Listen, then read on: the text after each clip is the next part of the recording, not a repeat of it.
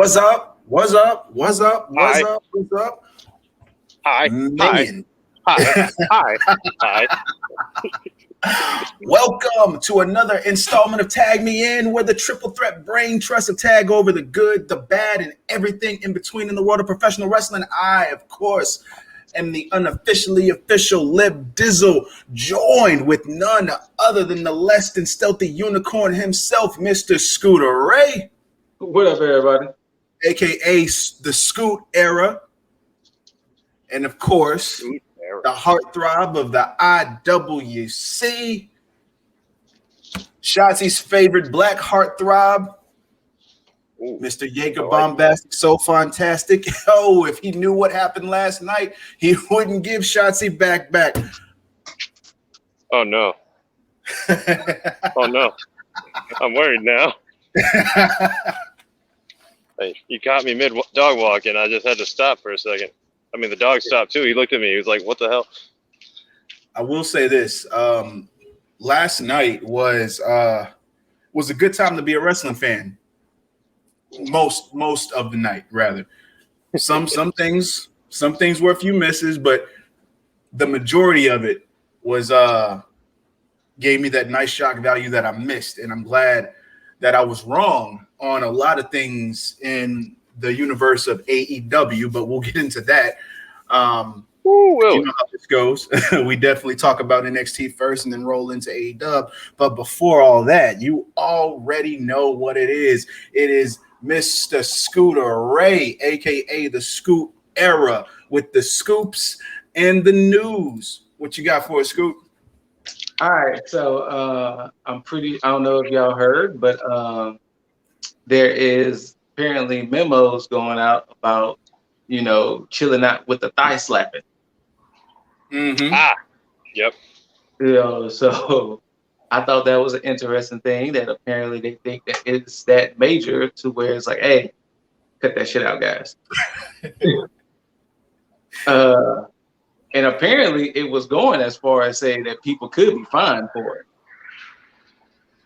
Wow. So, now, because I did hear WWE, right? Yeah, WWE, yeah.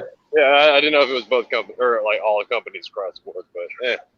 Now, did they even state why they shouldn't do the thigh slapping? I guess I don't know. Like, it didn't really give a specific of like you shouldn't do it because of A. I guess it's just taken away from it. I guess I don't know, but apparently thigh slapping is a no-no when you do your super kicks and your stuff like that. So in the era where WWE can manually insert cheers and boos and whatnot, why not just manually insert your super kicks and whatever that requires a thigh slap? You know, at this point, why not? They're not quick enough with the draw though. Yeah, seriously. Somebody will figure it out. They can never time Adam Cole's super kicks. Ooh, so yeah, that'd be a difficult thing. But I then don't again, know. all the shows are recorded right now, aren't they? I guess, but I think it's stupid. I think that's something very it's nonsensical to one have a memo and try to eliminate that and then to fine somebody for that. I mean, right? It's really stupid, and it's getting ridiculous at the point. I'm starting to look at this as the equivalence of the internet's cancel culture. Like this is WWE's version of cancel culture. They don't want anybody to go on Twitch. I'm glad you kind of said that because that kind of rolls into the next story. But I'll let you finish. Yeah, man. That was not on purpose.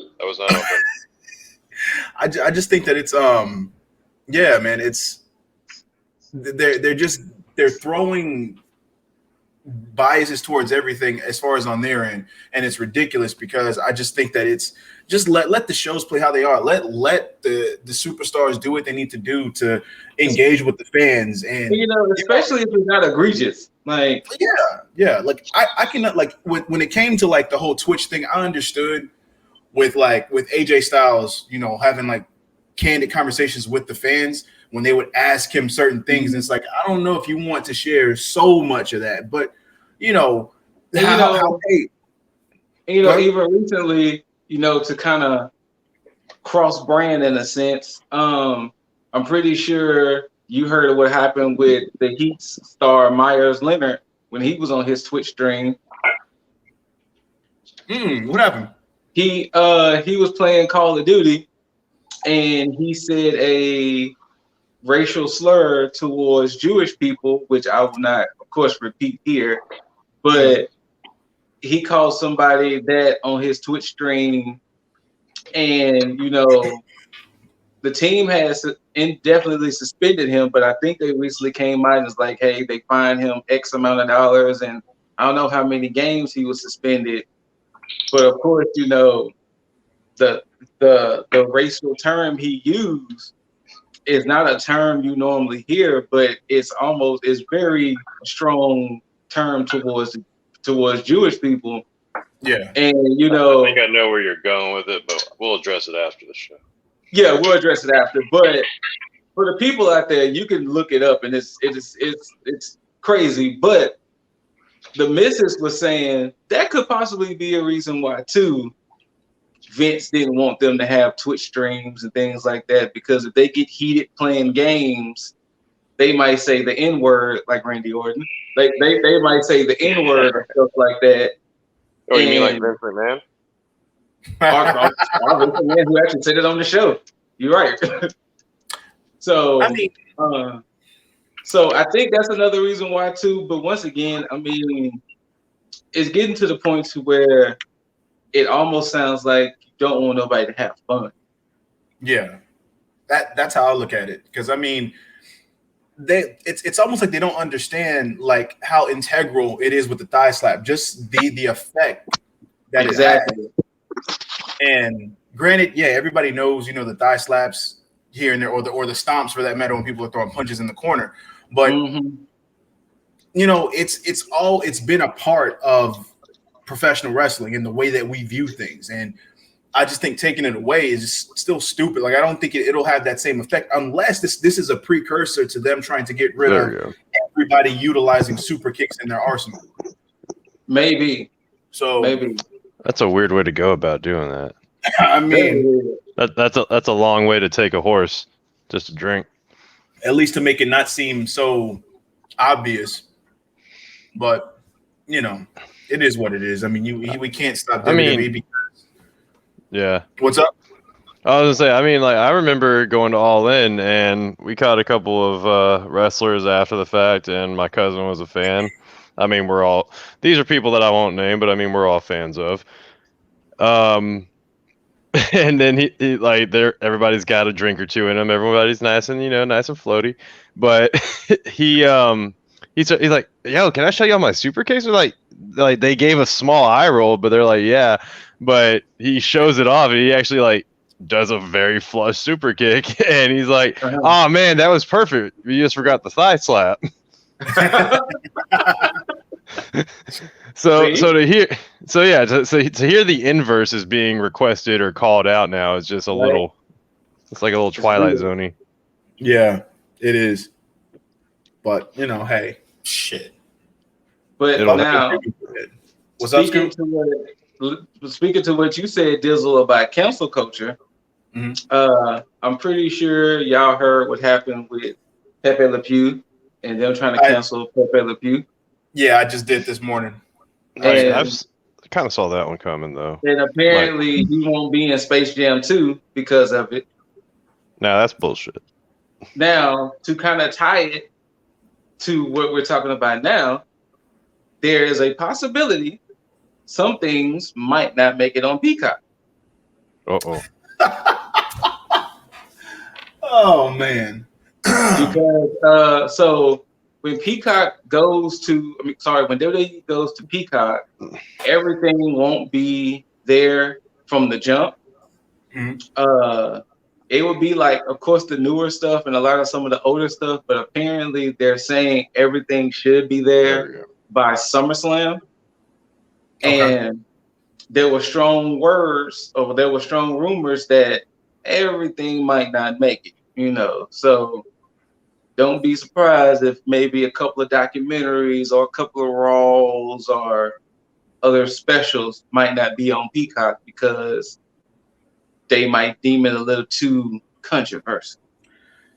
So basically, what they're going to do is they're going to take what we were already paying for anybody that was paying for the WWE Network. They're going to take that, basically eliminate the stuff that they deem unwatchable that you were paying for as a paying customer, to then go to their platform to pay them to show you their gimped version of the WWE Network.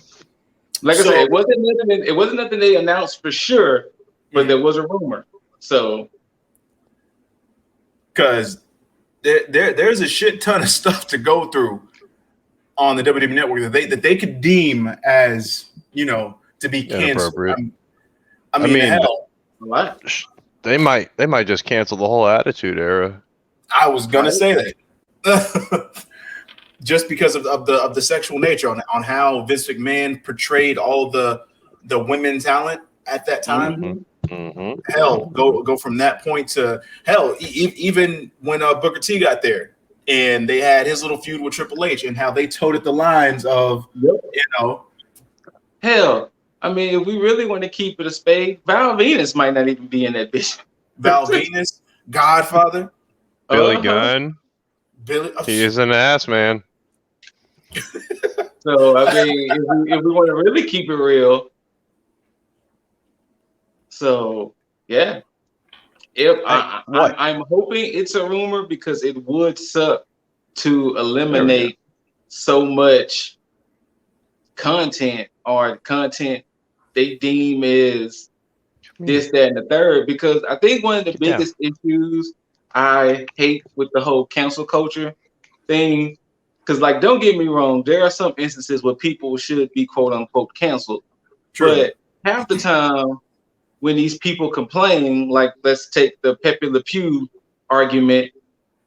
One, Pepe Le Pew has been out forever. Yes, you can view his behavior as this, that, and the third, but it was directed towards one cat. And it was always that one cat. Pepe Le Pew been out forever.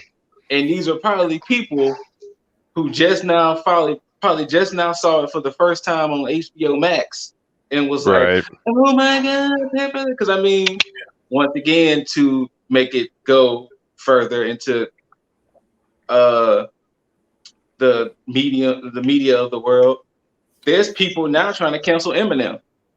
Yeah, for one verse. What verse was it? It was the "I'm a tire to the bed and set this fucking house on fire." Yeah, it was from the him and the Rihanna song. The one with Rihanna. Yeah. Oh, see, I thought they was trying to. Okay, so when I first heard the story, I thought it was some 20-year-old went back and heard old Eminem songs and was just like, oh my God. I didn't know they went back to Love the Way You Lie, which was almost 10 years ago. That was it. No, they only went back to that. They didn't even go further. See, there's a correlation with it all. And it has to do with domestic or sexual advances towards women. Yeah. And the thing is, one, if you listen to the lyrics on that Eminem track, it was him basically painting a picture of how he was feeling internally. It wasn't him saying, "Oh, I'm going to do it." If you listen to the song, it's like it's all art. And at the end of the day, it is basically just going through and portraying how things are in the world, or how somebody could feel in such a way, or how somebody could drive somebody to feel in such a way. Like, again, I just to clarify, I agree with the Pepe Le Pew thing for why they're canceling it. But the problem with cancel culture is they're going all the way back to stuff that's already changed. Because again, Looney Tunes has not made a new Pepe Le Pew cartoon where they had this same instance. If it was still going on, I could understand and be like, okay, cool. But it's already over and done with. Clearly, they didn't think to make any more because, again, it toted those same lines. So that means they learned their lesson. It's the same thing with Kevin Hart. The same thing going with any other person who said something on Twitter or a comedy special or whatever. They said it before. That was their mentality then. They did it for laughs. They did it for a reason. But moving forward, it's not like they're doing that same content right now. And it's just ridiculous. And this is why a lot of people get flack for trying to fight for certain things, because it feels like things become targeted for no fucking reason. And now, since there's nothing major going on, they have to go find the controversy. And that's where the problem lies. And see, then I can see that with Peacock, because you're going to have a lot of people who's going to own Peacock already, and de facto going to have WWE Network, and then their child, or maybe they could accidentally stumble upon WWE. Oh, let me see what this is about. I remember watching this when I was this, that, and the third. And then they go back to 2005 John Cena when he was rapping. Yeah. And get offended. It's like John Cena haven't rapped a verse since 2K13 when he did the 2K14 soundtrack.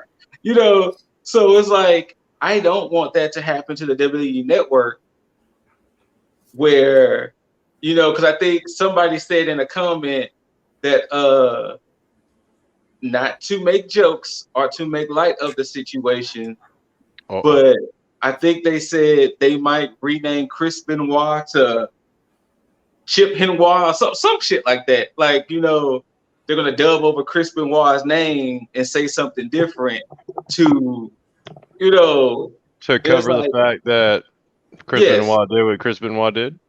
Yeah, so you know, they might call him like they might edit the name Chris Benoit and call him something else. You know, so it was like, you know, I don't want that to happen with the network, as far as somebody going back and they see some 2005 women's matches or 99 women's matches and be like, that's not even what the women are on today. Yeah. There's no lingerie matches. There's no Playboy Battle Royal. You know. Like that's not even what they're on today. And I would hate for WWE to go under that scrutiny for something that's old. I just was curious about this, but Pepe Le Pew had a voice actor through the 2000s. I mean, I just don't ever recall seeing Pepe Le Pew in anything recently. Well, you know, I know they did do revamps of like Looney Tunes, and I'm sure that he must have been in at least one or two episodes. But again, maybe he was just more flirty now instead of, you know, like straight up trying to make out with, you know, one cat. But I don't know. Also, isn't that pretty much like culture though? Like if a French guy, like I don't know, like maybe back then. I mean, it's not excusable now, but I'm just gonna stop talking before I shoot myself in the foot here. Now, I mean, the thing is like this. I mean, if you go back through all of entertainment, there's racial undertones in damn near everything pre-2000s. So it's like, you're going to go back and just try to cancel every pre-2000s. There's racial undertones probably up until like 2015. And just for the record, people, I mean, if you really want to get into it, think about how Asians were portrayed in all types of sitcoms and everything, with anybody trying to like either, you know, see what's it called? No. What's it called? Kim's Convenience Store is it's a show about an Asian family in like San Francisco or something, but I don't know why they have to be in San Francisco. I don't know, but they're like in some kind of West Coast city. My point is, played by a Chinese guy. Are we going to cancel that because he is Chinese? Wrongly portrayed individuals. If somebody brings up a big enough stink about it, yeah. I mean, I don't like this at all. So the thing is, to me, the reason why I can't stand cancel culture as a whole is the fact that, like, okay, so for instance, let's say Peacock hits WWE Network March 21st. Yeah. And let's say come May, people all up in arms over stuff they seeing from WWE. You might have WWE change the way they might want to portray stuff, and it's like, these are people that was never going to watch the product anyway. Like, you're bending to people who were never going to watch. You're bending to people who accidentally stumbled upon some stuff and, you know, are up in arms about it. Because actually, I got a good example. This guy I follow on Instagram, it was a little bit before we started the podcast.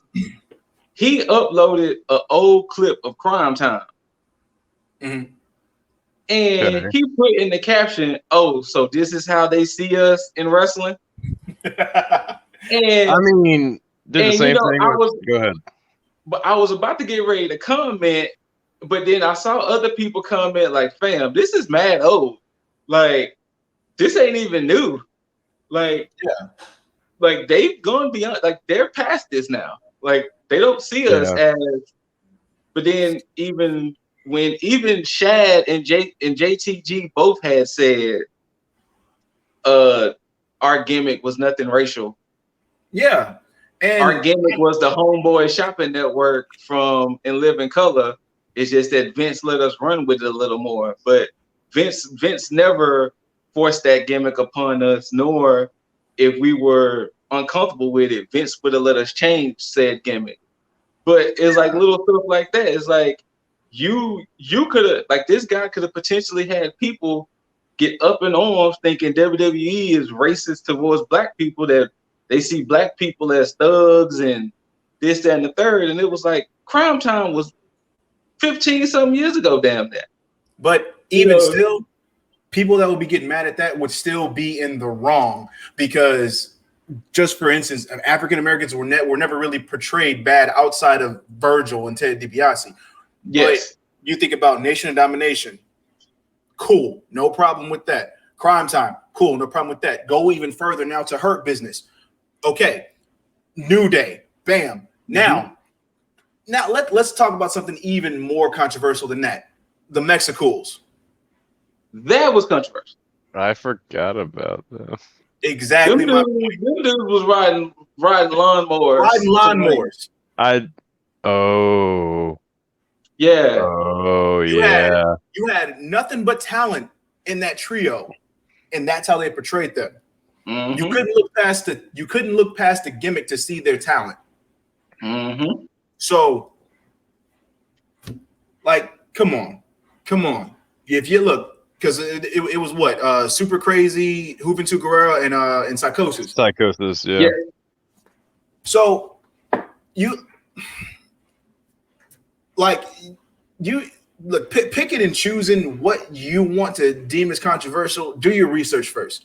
Simple as that.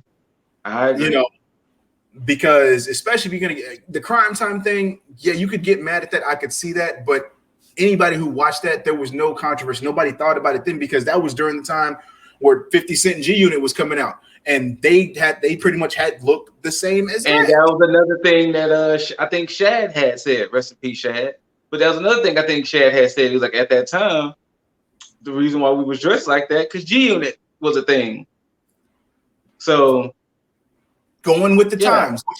Everything that's entertainment does that. It's like everything. Everything.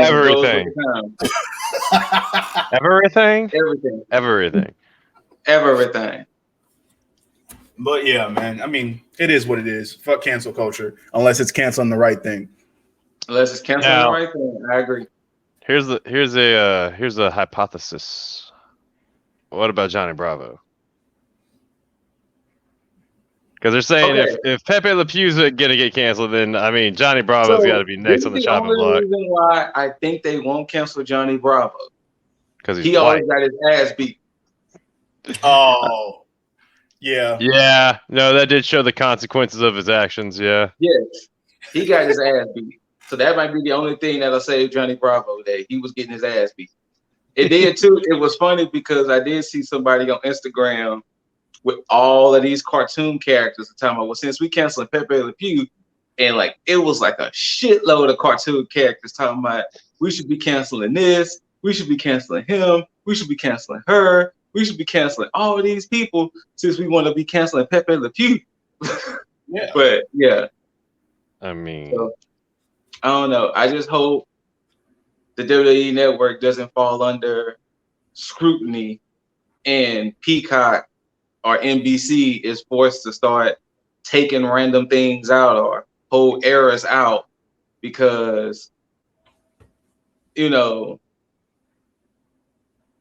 10,000 subscribers are all upset that the WWE was showing this back in '97.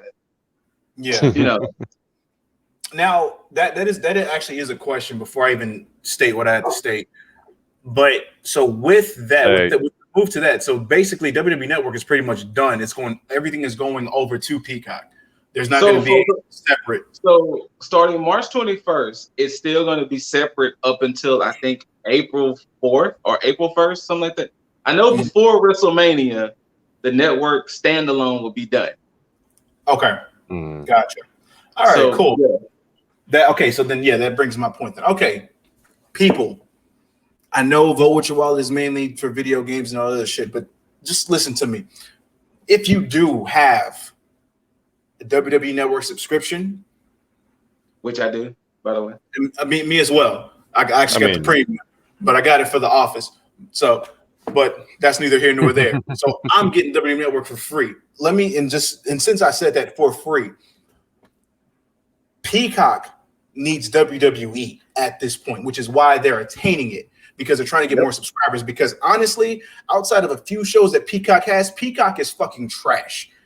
Okay, so my bad. Is the only show it has The Office? I don't have Peacock yet, which I'm gonna end up getting it because of WWE Network. I just have the network standalone. The only thing, to be perfectly honest with you, the only thing that was gonna make me sign up to Peacock was because the Psych movie was exclusive to Peacock. Psych 2, since that movie was exclusive to Peacock, that was gonna be the only thing that was gonna make me sign up to the Peacock. But now, since WWE is going to be exclusively on there, I'm going to have the WWE Network under a Peacock subscription. Yeah. So and now that you told me that Peacock is basically trash, it's basically going to be, oh no, I got the WWE Network with a Peacock subscription on the side. So basically, all those B and C, D movies that you see like on network TV or cable TV. Yeah. That's their movie catalog. Oh. Yeah, exactly my point. Their TV shows is what makes them. But I mean, honestly, it's only a handful of really good TV shows. I mean, most of their TV shows, I was gonna say most of their TV shows got bought out, and like HBO has them, like Fresh Prince. Exactly. Yes. So people understand this. If they start cutting and chipping away at your WWE Network that you used to know so well, unsubscribe. Yeah, vote with your wallet, aka other podcasts. so yeah, and let your voices be heard. Because thinking like this, only basically two things can happen from this, and they're both good. One, you unsubscribe, WWE realize the fault in that plan, and they take it back and give you what you had prior. Two, they start canceling shit. Huh? Unfortunately, if I remember correctly, I think it's at least a 5-year deal. Okay. No, but that's still perfectly fine too. Two, WWE sees the lack in what's going on, and they start to change the product for the worse, or if it can get any worse. And then you start to see the viewership fall off on their other shows. You start to see the domino effect and the trend fall off on their TV shows. And so then it's going to force them to change, because what will happen is it'll just make AEW, New Japan, Impact look hella better. Of all fucking people. And so what will happen is they're going to be forced to adapt and change. So either way, Peacock is actually unintentionally going to probably be better for WWE as a whole moving forward. So we'll see. But I know we went on like a long rant about all this. But hey, it's the news, and we got to talk about it. What else? This is facts. Of course, Randy Orton sent some more shots to Soulja Boy after Monday night. Yeah. after the brutal match that Drew McIntyre and Sheamus had, he sent some more shots towards Soulja Boy's way. So, and it led to some more shit to where I think Randy Orton was like, basically, I made you relevant again. So, which one of your baby mamas you need to pay off because you should be getting a check soon? He was like, I ain't got no baby mamas. What are you talking about? And I think he Googled the networks, and I think he was worth 31 million, and Randy Orton was worth 11 million. And he was saying something about that. And then I do wrestlers like that, man. I know, right? But then Iron Sheik jumped in it. I did see that. Iron Sheik was like, he'll beat the shit out of Soulja Boy. Come on, no. That tweet is too funny to just not quote. Come on. Okay, Mr. Diesel, could you please find that tweet and you could possibly pull it up on screen? But yeah, Iron Sheik jumped in it. I gotta say, Iron Sheik's Twitter game is fucking fire, dudes. Is it? My guys. Oh, dude. He gets so mad. But, like, in the best of ways. Like, the best roasting ways possible. Iron Sheik makes everybody humble. That's, like, his number one threat to you. He's like, I'll fuck you up and make you humble. Nice. Apparently not too nice. Fucking hell, Loki, chill out. It's that, I swear, anytime y'all hear him erupt like this, it's because there's this one damn Rottweiler that walks by. And I don't know if it's like... Say what? Shotzi Waller. Shotzi Waller. Like, this fucking guy. Hey! Sorry, I'm yelling. Hold on. So basically, it says, I'm sure I'll break your fucking neck through the phone. Don't ever insult the legend, you no good motherfucker. I'm pretty sure there was more to this. I know he had more. There was more to it. There was another. Hold on, let me see if I have it. Hold on.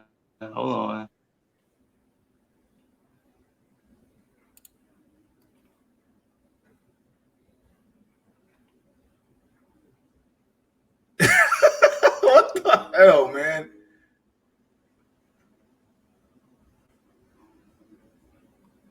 Did you find it? No, I'm just look. After Jaeger had stated that fucking Iron Sheik's Twitter game was on point, I thought I had it. I don't have it. He's just dropping bars, man.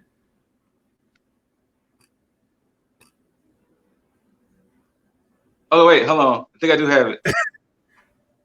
Okay, here you go. Can y'all still hear me? Yes. Can y'all still hear me? Yeah, go ahead. Now I can. Yes. Okay, he put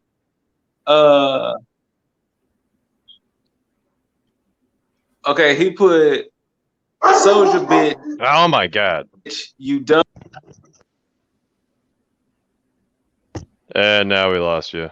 Lost you. But I got it here though. He put Soulja bitch, you dumb fucking no good ringtone rap jabroni piece of shit. I crank your ass, put you in the camel clutch, make you humble. That. Yes.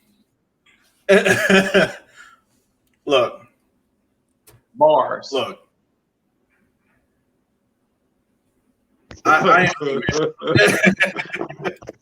Excuse me, dog was being too rowdy. Being a little Roddy Piper. Anyways, yes, that shit was hilarious. Man. Yeah. I don't know where this goes again. I mean, I really don't see much of anything coming out of it unless it's, again, like we said, Def Jam Vendetta. Guys, it's clearly going to be Iron Sheik and Randy Orton versus Soulja Boy and Bow Wow. I mean, come on. Like, right? Look, I don't want to see that. I don't think anybody cares to. Let's none of that. That's However, I don't think I would want to see probably that if they gave it for free. I probably do want to see Ballard Woward and fucking there he is, Bad Bunny, that guy. Probably will see that at some point. Oh, please no. None of that. I mean, hey, if they do good. Yeah, right. What else you got, Scoot? As far as WWE wise, I want to say there was something else. I don't think there are no real plans for WrestleMania yet. Not surprised. Wait, So there's no WrestleMania plans? What does that even mean? Not as of now, because they're still trying to figure storylines out, apparently. Yeah. What? I believe I heard Vince was like trying to keep some of the plans away from everybody because he didn't want them to get leaked or something like that. Too. Yeah. But, I mean, if you look at it, there's only 2 matches right now. That's Edge and Roman and Sasha and Bianca. So yeah, and that's sad because that's a disservice to your talent because they should be able to prepare for what's going to happen. Like you may look, this may be somebody's one and only WrestleMania or somebody's last or first WrestleMania, and they may want to make the best of it because they may not get that chance again. And you're going to have that shit last minute or have somebody think that, oh, I'm going to WrestleMania and then shut them down last minute because you didn't factor in other shit here and there. That's disrespectful to the people that you employ that look at this and have this as a passion and as a dream. But WWE is going to fucking WWE. the Hall of Fame ceremony, since it's going to be WrestleMania week, the Hall of Fame ceremony would be that Tuesday of WrestleMania. And it's going to feature the 2020 Hall of Famers and the 2021, which the first 2021 Hall of Famer was announced, and it was the one Molly Holly. Congrats to Molly Holly. So congrats to Molly Holly being the first inductee of 2021. Yeah, but so yeah. I'm a little surprised it took her this long, to be honest. Right? So now Bella's in before Molly Holly, which Jaeger, since you did not see NXT, the show opened. I just looked at, I may have happened to look at spoilers, and that's why you saw me do this, because the show opened with Mr. Regal. Yes, it did. And the first announcement was NXT TakeOver Stand and Deliver. Okay, so that's their WrestleMania weekend one. But it's a 2-night event. Huh? It's going to be Wednesday on USA. And I think the Thursday show is going to be on Peacock. Just crazy, but I'm not mad at it being a 2-night event because I can allow NXT because NXT always brings that shit, so I'm cool with that. But wait, since I just made that announcement, Raw on Monday, Hall of Fame Tuesday, NXT TakeOver, SmackDown, WrestleMania. Which is just entirely too much wrestling for me. It's okay. WWE. I'm only watching 2 of those shows out of that anyway, so it don't really matter. No. And then there's going to be, SmackDown that I may watch, of course, going into WrestleMania, and then the actual WrestleMania. So yeah, I'm fine with that. So, and then the second announcement, he invited Dakota and Raquel in the ring, and he crowned them the new tag team champions of NXT. There we go. The new NXT women's tag team belts, which look like he had all the women. He had all the women on stage, and he announced and he gave the inaugural titles to Raquel and Dakota because they did win the Dusty, and they did get screwed over by WWE. And Regal's announcement was he's not going to wait any longer. That he's not going to deal now. This has been a very divisive thing on the internet since we're now talking about NXT. I don't mind NXT having women tag titles. Same. Only because the women tag titles have only been defended on NXT 3 times. Yes. Exactly. So to say they're supposed to go between all 3 shows, they've only been defended 3 times. So that's why I don't mind NXT having their own women's tag champions, especially since they said the new class of NXT recruits, a lot of women was in that class. So yeah, we might see a lot of makeshift tag teams, but at this point, I don't care. As long as they make the matches exciting and good. I mean, at this point, they can just get rid of the WWE Women's Tag Team Championships. I honestly think that might be a plan, to be perfectly honest with you. They And need to. I think the problem is they haven't figured out a good way of getting rid of them yet. But why get rid of them? Because they're not necessary. They haven't. Okay, so again, they had stated that this was supposed to be defended throughout all 3 brands, and they failed to deliver on that promise. And that was one of the main problems right there, because the talent that NXT has, there is no reason why you should not have them thrown into that picture where you can actually have them showcased on a Raw or a SmackDown while they're still handling shit at NXT. The women on NXT deserve even more exposure now than they are getting. And that's not to say that NXT is bad. That's just to say that they have so much talent on that show that they should be showcased more often, so that way people can see the talent that they have on NXT. Because the way that the main roster treats the women's division makes me want to say I don't want them to have tag belts, because there's no point.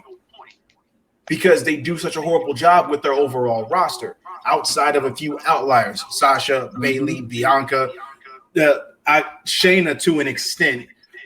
The people you expect, like your Charlottes and shit like that, like you expect those people to be quote unquote on top or to never not be featured. Like you can't imagine Charlotte Flair being in a situation like Bo Dallas. Yeah, Bo Dallas is still with the company and hasn't wrestled in almost a year and a half, I think. Yeah, fucking crazy. Yeah, like you can't imagine them doing that to Charlotte. To me, it's just that's one of the reasons why. Because it's like, if you think about how the the women, the WWE Women's Tag Team Championships have been utilized and portrayed. Kabuki Warriors, which I was okay with because I love the overall presentation. I love that gimmick. Yeah. I love that they actually went to NXT to defend the titles, Sasha and Bayley, because it made fucking sense for them to have the 2-woman power trip, which I loved. The only reason that Shayna and Nyla and Nia, well, I was about to say Nyla Rose, Nia Jax had went to NXT was because of the Women's Dusty Classic, which only made sense. Had they, were they going to go there prior to that? No, they were going to never show up there. And the only reason I think they were going to have Charlotte go over there was because it was fucking Charlotte and she was a tag team champ. Yeah.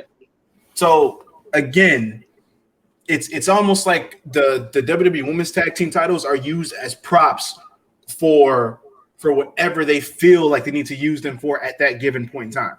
But other than that, it's not to build prestige. It's not to elevate the women's division. The women in NXT getting the tag team championships now shows that, your hard work paid off. We're going to reward you with this because y'all deserve it. Y'all deserve more than just one title. We need to showcase women across the board. That's how I viewed that. Same. And with that being said, 2 women emerged from the crowd. Oh, baby, did they? One being Ember Moon and one being Shotzi Blackheart. And they was like, we beat all the women on our side of the bracket, just like how y'all beat y'all's women on y'all side of the bracket. And granted, y'all beat us for the Dusty Cup, but how about y'all put them belts on the line tonight? Let us know how much champions y'all really are. Dakota looked at Raquel. Raquel looked at Dakota. They looked back. bet. That's totally not what happened, but I'm gonna just make it dramatic. But I mean, you write it better than they do. Bet. Now, this was the interesting part, which actually played into what happened later on in the night. Mm-hmm. While Lord, I put their names up. While Dakota and Raquel was leaving, Io was coming out to start the women's title match. While Io was walking by, Raquel stopped and stared down Io Shirai. Ooh. She stared her down, and the way the camera was angled, if you didn't look in the background, you wouldn't have saw Raquel staring down Io. And then so Io was coming out because the first match of the night was Io Shirai and Toni Storm. Yeah, and that was the experience. Before we get into that, this is one thing that stuck out to me because I didn't notice that, Scoot. One thing I did notice was when they started to set up the match for the NXT Women's Tag Team titles. Yeah. When they were raising the belts, Raquel kept screaming out the first ever, and I was like, okay, cool. Yes. And of course, it happened again when she did it again, but it was like, it kind of stood out to me. It's like, why does she keep saying it like that, though? Yes. And that was more of a precursor, but we'll get into that later because, again, like Scoot said, the next match, the first match, rather, was surprisingly the NXT Women's Championship match between the champion Io Shirai defending her title against none other than Toni Storm, of course. Because it was indeed 20 times. And, we kept coming on here and we kept talking about how we all kind of believed that Toni was going to be the one to take the title off of Io. Mm-hmm. And it never once occurred to me until last night that this was Io's booking. Yes. Because she had never beat Toni. So she had to do that to kind of have that crescendo, to have that silver lining over everything. Say, you know what? I've done everything I needed to do at this point. And the one thing I have to do is right the wrong that was the loss in the goddamn the what's the women's tournament? The Mae Young Classic. Yeah. To right the wrong in the Mae Young finals, where she missed the boat on beating Toni. Yep. And this was a good showcase. Toni was very strong in this match. I went into this match thinking Toni was going to win. So when she hit that Storm Zero, I was boy, that was like very close. And that was a very close 2 count. She kicked out, and I was like, oh, what? And I again, to your point, Scoot, I didn't see the whole exchange between Io and Raquel. If you decide to go back and look at that part again, when Io comes out, when Io goes around to the side of the ring, you can see Raquel at the where the ring and the ramp meet. You can see her stop, and she just stares down Io. And because I made that comment like, exactly. And that's the thing to me is that, and after Io got the pin and she, of course, defended her title successfully, I then had the question. I was like, okay, well, I assume this was going to be the person that took it off her. Who's supposed to take it off of Io? Mm-hmm. And then, of course, my answer went back to what it was back at War Games. But again, we'll get into that later because I have a lot to talk on that one as well. But this was a good match. Surprising in the placement of the match, surprising with the outcome because of my preconceived notion of who I thought was going to win. Toni was looking good. Yes. In this match. Not sure where Toni goes. Hey, look. Toni in them pants, though. Oh, she wore pants? Yeah, she had like Yes. these tights. These Oof. tights though. Like Tony though. Like Tony though. Like Tony though. But yes, both ladies, Yeah. beautiful. Both ladies killed it. It was a pretty good match. And it was a match that you saw it could have went either way. It wasn't one of Yeah. those like, oh well, I know EO's gonna win, or you know, it looked like it could have went either way. And when EO hit the actually she made Tony submit, if I remember correctly, right? Yep. Yeah, she made Tony submit. So that was like, oh shit. Okay. So yeah. Like I said, it was a pretty solid match. Yeah, and that's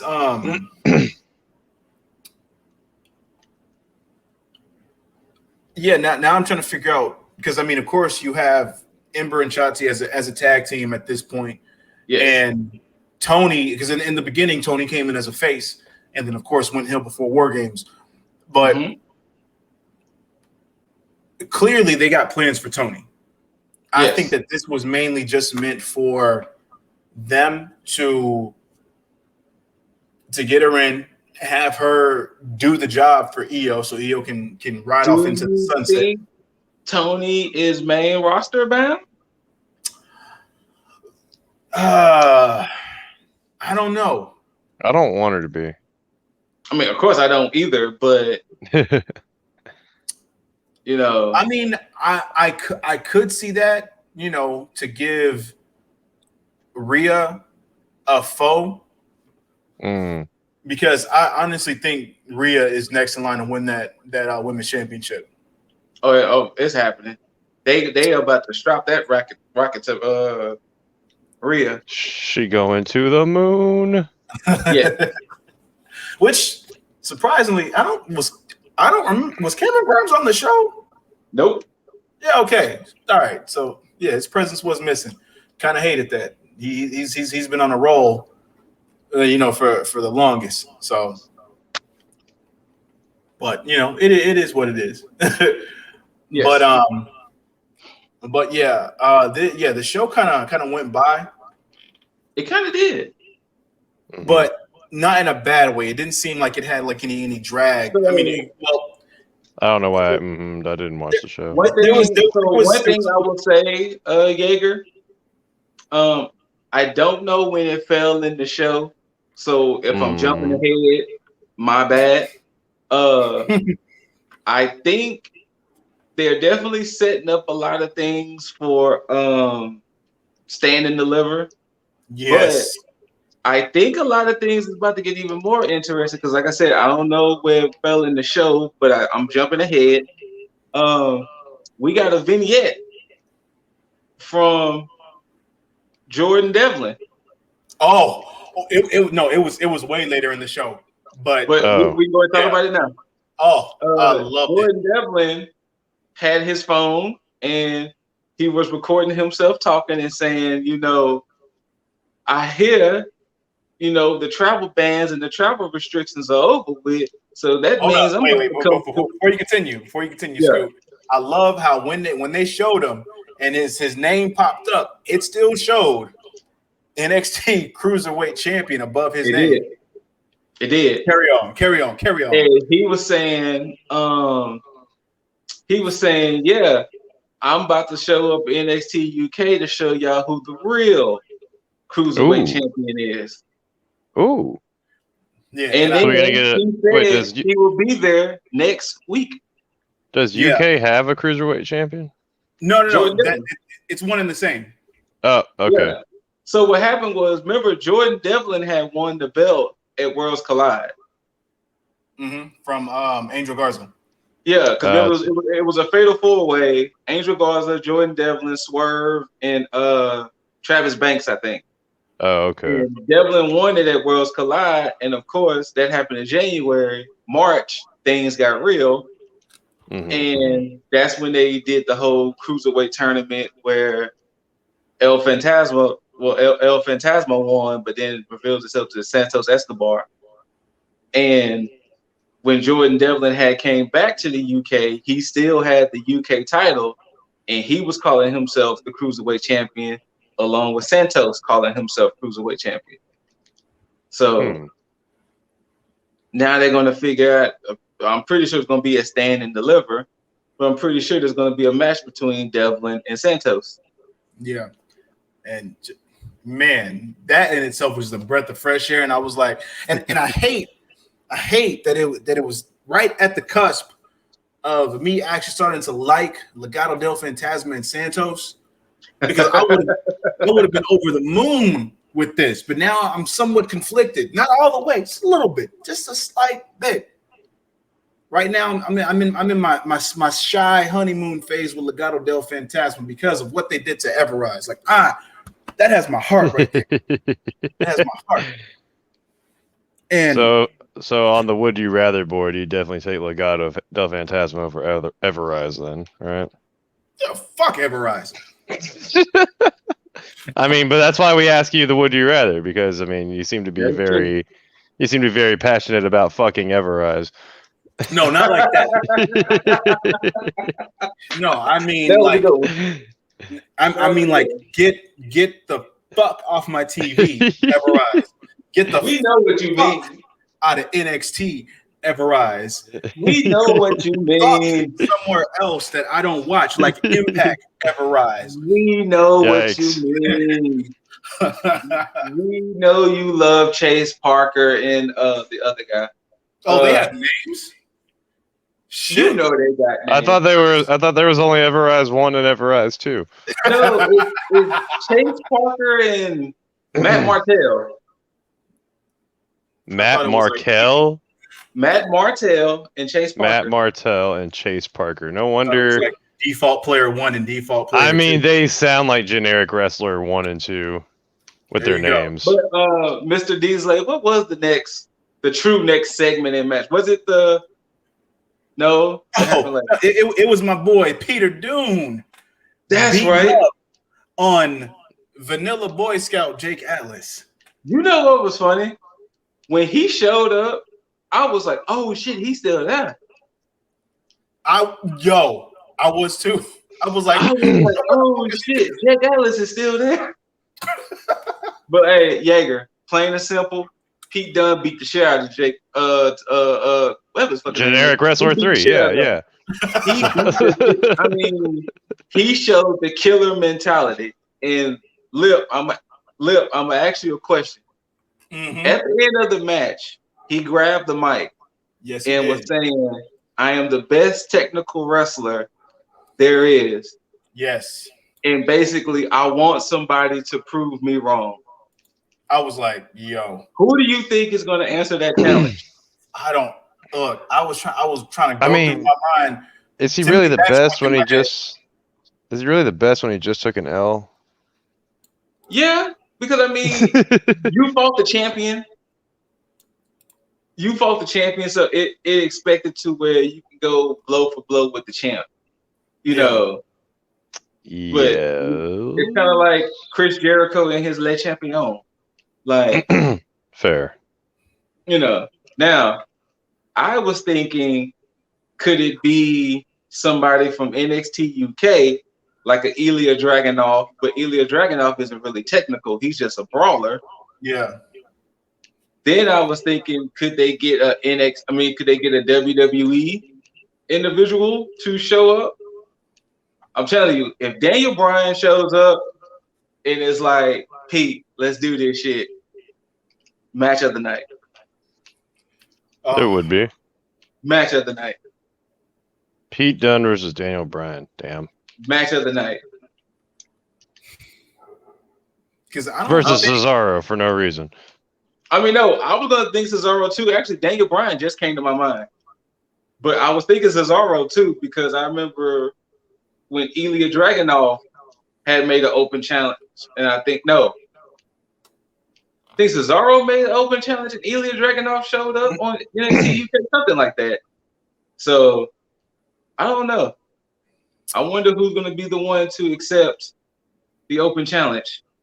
I mean, if we're going through to like pull somebody from main roster, then I mean, he has a good amount. You know, the first person came to mind was Chad Gable because I was like, I want to see. Speaking of Chad Gable, his contract could be up in a few months, And I would hope that it is. And I think Dax Harwood was trying to recruit him to Shorty G. And again, and I know we talked about the bringing over WWE guys, but listen, this is somebody that they should bring over in the same with Cesaro, but Cesaro is more so for New Japan.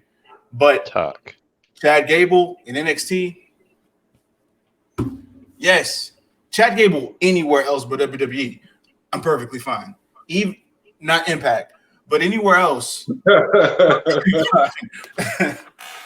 But Impact is trying, you guys. They're trying, okay? I know they are. I know. Hey, they got the best worker out there, man.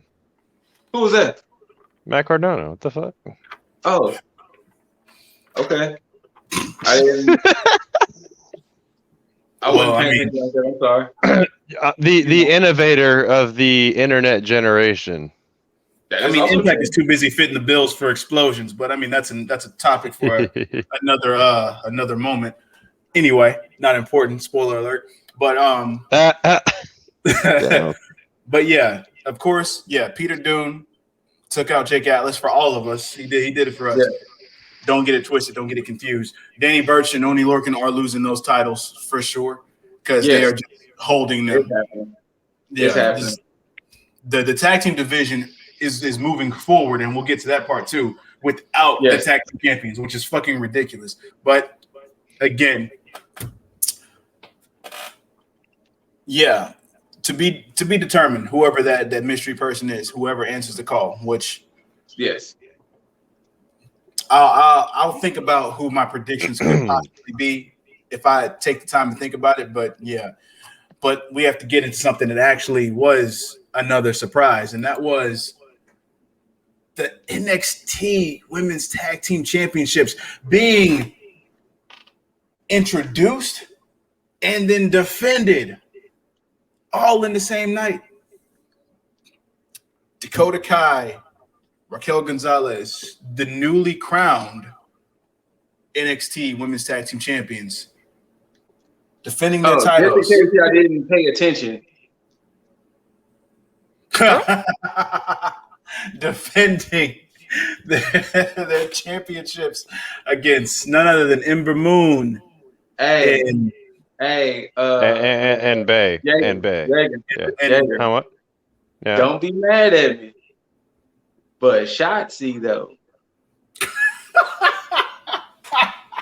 It's all right as long as you don't ever get mad at me for the Raquels, you know. I mean, because because I'm just saying. I mean, because there's like, hey Raquel. Anyway, you know, there you go, cross branding right there. There we go. Cross branding. But Shotzi though, I mean Raquel though. But come on, man, Shotzi though. Like Shotzi though. I have my gripes. On this match. And that's the fact that I wish that it went a little bit longer. Yes. I mean, that's like what most women wish anyway. So, I mean. I wish. Honestly, I think the biggest, I wouldn't even say beef, really. I just hate that we had just seen this match at TakeOver. And it was basically a rematch. Yeah. For just this time for the titles.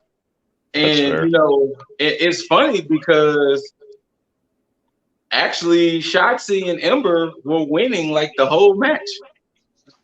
Yeah. That's what surprised me. That's what surprised me. They were winning like the whole match. Yep. And I hate that because if you look back and you think about the not even the Dusty finals for the women, because the way they put that match together was way better than when they had the initial tag team title match when they went against Nia Jax and Shayna Baszler. It's almost like Shayna Baszler and Nia drew the blueprint on how to beat that tag team, which I mean is in any case, you take the smaller one down, keep them isolated from their corner and keep the big person out. This was basically the same thing for the most part. And the one thing I really didn't like, you didn't see the match, right, Jaeger? I did not, but I will tonight. The one thing I also didn't like, I didn't like the fact that they had Dakota and Raquel looking like they couldn't gel together or something. And that's another. Like that. Well, that might be, and this is to y'all's point that y'all just brought up. Raquel's mind is somewhere else now. Well, I didn't think like that. Well, so the thing was, actually, it was really more Dakota that was kind of botching. Like, it was more like Dakota seemed like she wasn't so much in sync with Raquel than the opposite way around, mainly because they kind of kept Raquel out. This is why I need to just actually watch the match. And that played into the finish, which is why I thought the post-match stuff was going to happen a bit differently. Yes. Because when Shotzi had pushed Dakota into Raquel when she had Ember up for the powerbomb and pushed them both. She had Ember. So she had Ember for the powerbomb, and Ember wouldn't let her hit it, and Dakota pushed Ember, which of course pushed Raquel because she was entangled, and then I forgot what shot. No, Shotzi just rolled her up, right? Yeah, Shotzi rolled her up into a bridge. Shotzi rolled her up into a bridge and got the 1, 2, 3. And I audibly screamed out, "What the fuck?" Yeah, I was like already, really? But then immediately my mind went two places. What's that? Damn, y'all about to have Dakota and Raquel break up via and then you're about to have Raquel basically do what we were talking about after War Games, and that's challenge for the NXT Women's Championship. Yep. And my initial mind after that was no, don't break them up. I don't want them to split like this. And then of course that was, they ended that segment altogether, and I was like, all right, cool, perfect. Because then they was Shotzi and Ember goes backstage. They're celebrating. They're having, all the women embracing and guys embracing. And then it pans to the next two women, The Way. Oh. And then Candace was like, that should be us. That should totally be us. We should be the ones holding those titles. Ooh, I like it. And then, of course, that makes the most sense. And then Johnny shows up. And then Austin shows up. And Austin was like, you paid off the therapist, dude? And he was like, yes, I had to let you know that Dexter is this, that, and the third, and da-da-da-da-da-da-da. And then he was like, he said you was annoying and talk too much. And he was like, okay. And he also said you couldn't dress. Okay. And he also said your midsection, but he said your midsection was weak or something like that. And then Austin Theory rips off his shirt. Okay, that's the final straw. Nobody talked about it. So I guess talking about Austin Theory and his abs gets him pissed off. And then they announced that, I think a little bit later, but they announced that next week is going to be Theory versus Loomis. Mm-hmm. So that's keeping the way intact. Yeah. But it looks like Indy and Candice wants them belts. Yeah, that makes the most sense for that team to feud with them. I mean, at least if you're looking at it from a Shotzi perspective, Ember really didn't have a whole lot in there. But yeah, carrying. I mean, there's your connection for a feud, though, and I mean, I'm sure after that, man, who is Ember going to feud with? I mean, I don't know. We'll go from there. I mean, they'll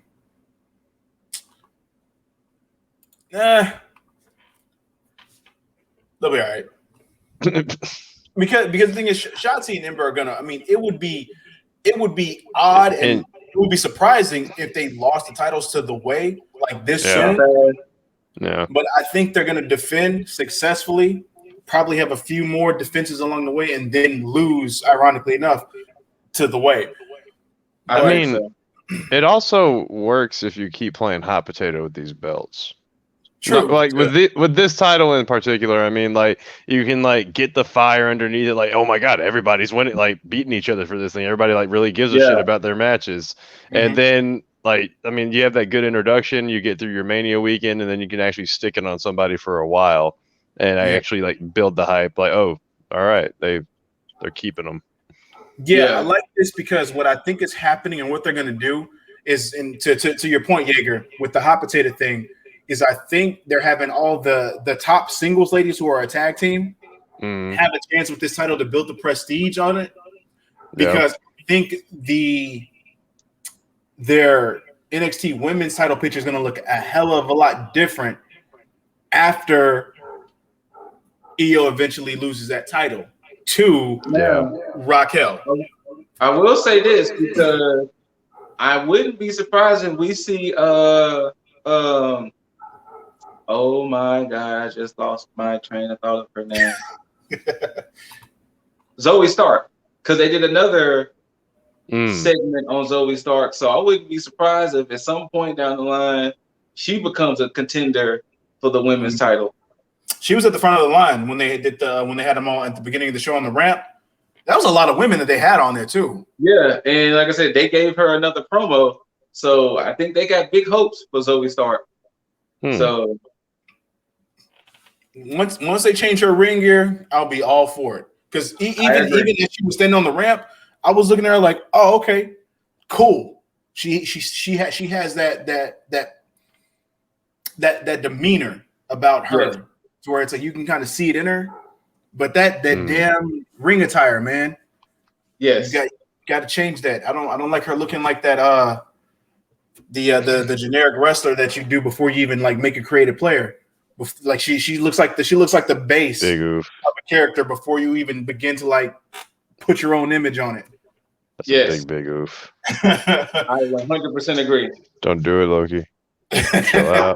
Chill out. I know. But moving from that onto another women's match, of course, the continuation of the old Xia Li storyline. She had to purge Kaden Carter. One thing I do like, and that's not Loki. One thing that's on my end.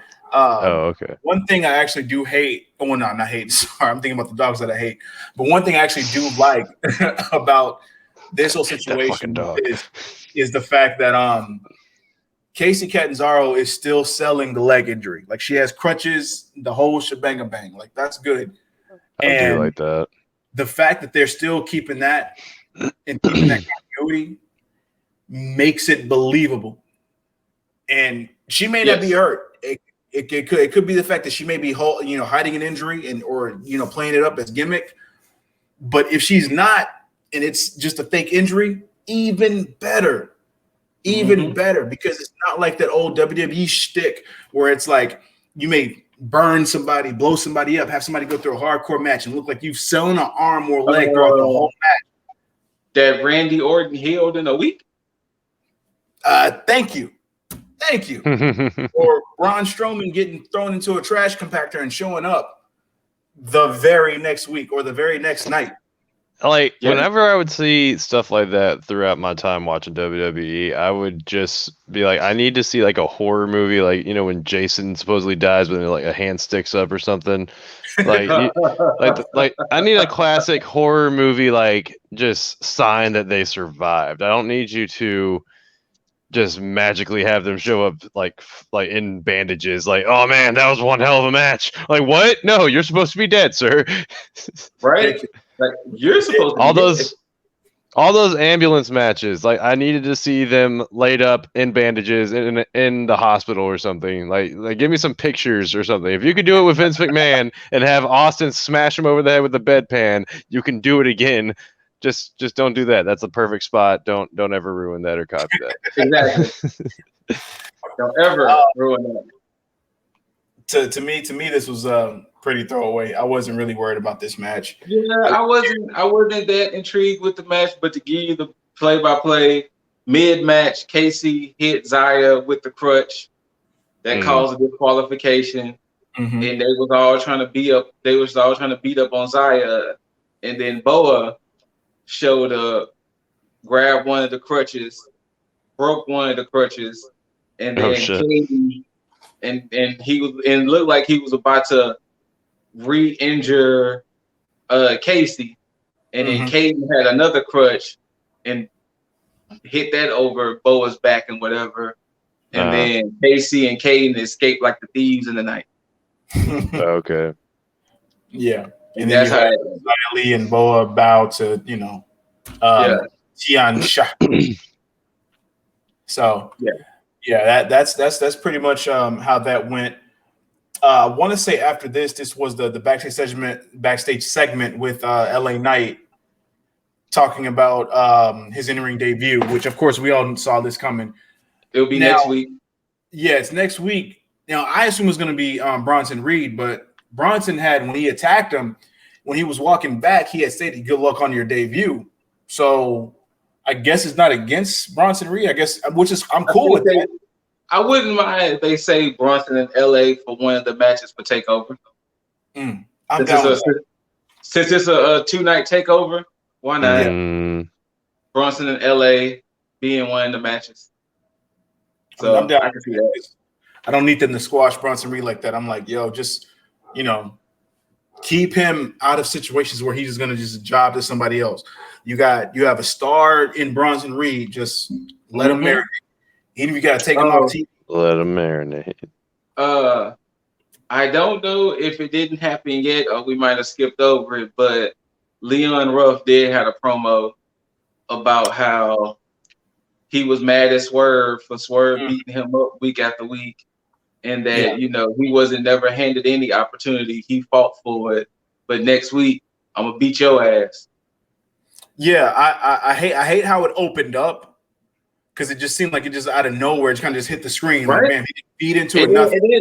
And then too, the close up was like this. Yeah. The hell. But he was like this. He did it right, though. It wasn't a bad promo. Like it wasn't a bad promo. It was just that camera angle was so close. It's like, hey, Leon, back up a little bit. Shit. Swerve's was way better. Swerve's promo was better. He had the whole nice setup in the studio and everything. Yeah, it was just smooth. Was his creepy manager there too? Nah, it was just him. Okay. Wait, was it? Or was it just Swerve? No, it was some chick that was in there with him, but she like left, and then he went to do his promo. But that was it. Okay. Leon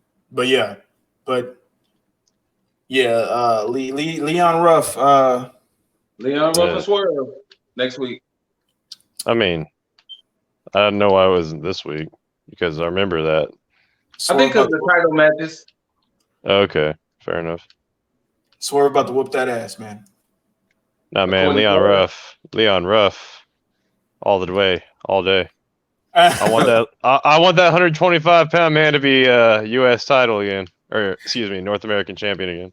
Nah, we don't need it. He'll probably be no. Oh no! Every meme needs it. Like, yes. Going from that to, of course, Scoot's favorite tag team, Grizzled Young Veterans, soon to be recognized. You know what? It's getting me more and more that I'm hearing it every week for the most part. So I'm enjoying it. Versus Legado del Fantasma. Mm-hmm. My bad. Wait, before that match started, Santos was yelling at Regal, talking about who the fuck is this guy talking about he the real cruiserweight champion, and that he wants to come show me who the champion is. He turns to Joaquin and Mendoza. Y'all go out there and handle that. Y'all be fine. I need to finish talking to Regal. He was like, how you gonna have this man talk about he the real cruiserweight champion? What's this on my shoulder, fam? That's funny. And then while GYV and Legado del Fantasma was going at it, 2 astronauts show up on stage. Astronauts. Yeah, because You Of had course, Brazongo was supposed to fight. I think it was it GYV was supposed to wrestle. No. That's not what it was. You had Fandango was going to wrestle somebody else. Yeah. No, it was Everrise. Yeah. They were gonna wrestle Everrise. No. And then Legado del Fantasma beat all of them up. Okay. Yeah, that's right. Brazongo was coming out as astronauts because that's their little gimmick now.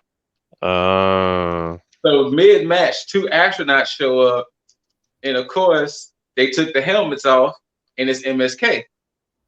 That's hilarious. And then of course GYV was like, "Oh shit," and which got Legado del Fantasma the win. And after that, Brazongo and Bree showed up from behind and beat the shit out of them. And then I like MSK and Fandango celebrated in the ring. Yeah, and then all 4 of them celebrated. And then Brazongo had the helmet of Wesley. He looked at it, then put it back on Wesley, and I guess that gave them the reason to go ahead and be like, "Oh shit, they was cool with us selling their gimmick for the night," Yeah. Yeah, so that's what I meant when I said earlier about the tag team division moving forward without tag team champions. Because you have 4 tag teams, which of course all credible in their nature, to challenge for the tag team titles once MSK inevitably wins those titles. So there you go. I'm pretty sure the next match was the title match, right? The next match, sure enough. Okay. Well, before the title match, it cuts to Dakota and Raquel backstage.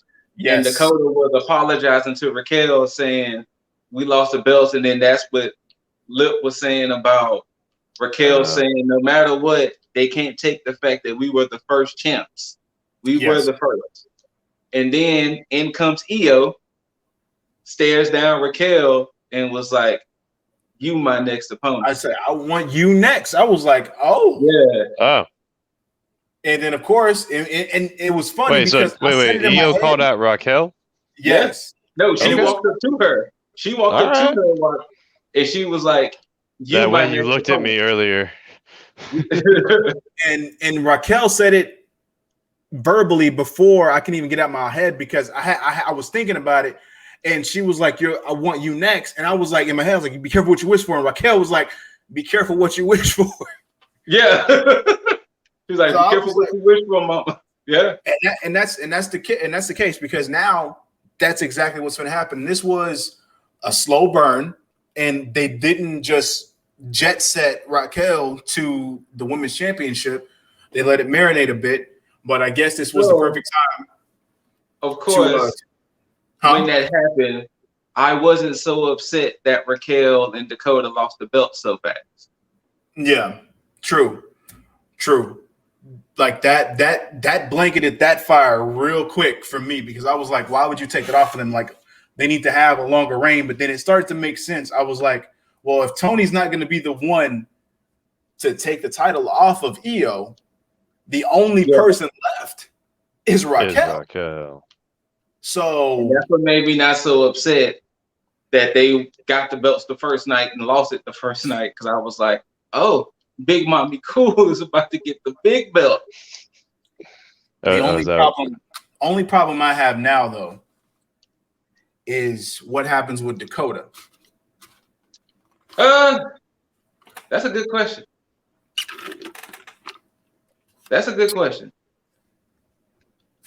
Because I don't know. I don't see them coming to blows or going at odds with each other. I see somebody eventually taking that title off of Raquel. Yes. And it still stands. It still stands that I think that person is going to be Tegan, but that's hopeful thinking from me because I'm just biased. Tegan, when she returns, is going to take that title. She's going to take that title. She's going to do it for Molly Holly. And Captain Marvel as well. I can see her taking it. And then, of course, I mean, and this is just me fantasy booking like I always do, and I'll probably see her and Dakota going at it, because eventually what's going to happen is this is going to push Raquel to the main roster because I don't see anything else she's going to do because that would make her the second woman. You talking about a 6-foot female who's pretty solid in the ring? You talking about you talking about a 6-foot female that's safer than Nia Jax? Oh, Hell Yeah. yes. Hell yes. yes, she's going to the main roster. Probably after SummerSlam. I could see that because Raquel does not need a long reign. No, she doesn't. She She just doesn't. need to say she had it. Oh, by the way, of course, Mm. the facts came out. Congrats to Ember Moon for being NXT's Grand Slam champ because women's tag titles and women's titles. So congrats to Ember Moon on that. Yeah, she's the first Right. and only at this point. Yeah, until, the first thing until Raquel wins the. And then Raquel will be second. Yeah. So. Huh. Love it all. Thatcher had an interview. Yes, got about that. He had an interview backstage. Hold No, on. it was Imperium first. Imperium had an interview, and it was the 3 members of Imperium, and they was talking about how they offer Thatcher to come to Imperium, and if he wants, he can bring Tommaso with him too. I love that they did that too. That was perfect. But they do want Thatcher in Imperium.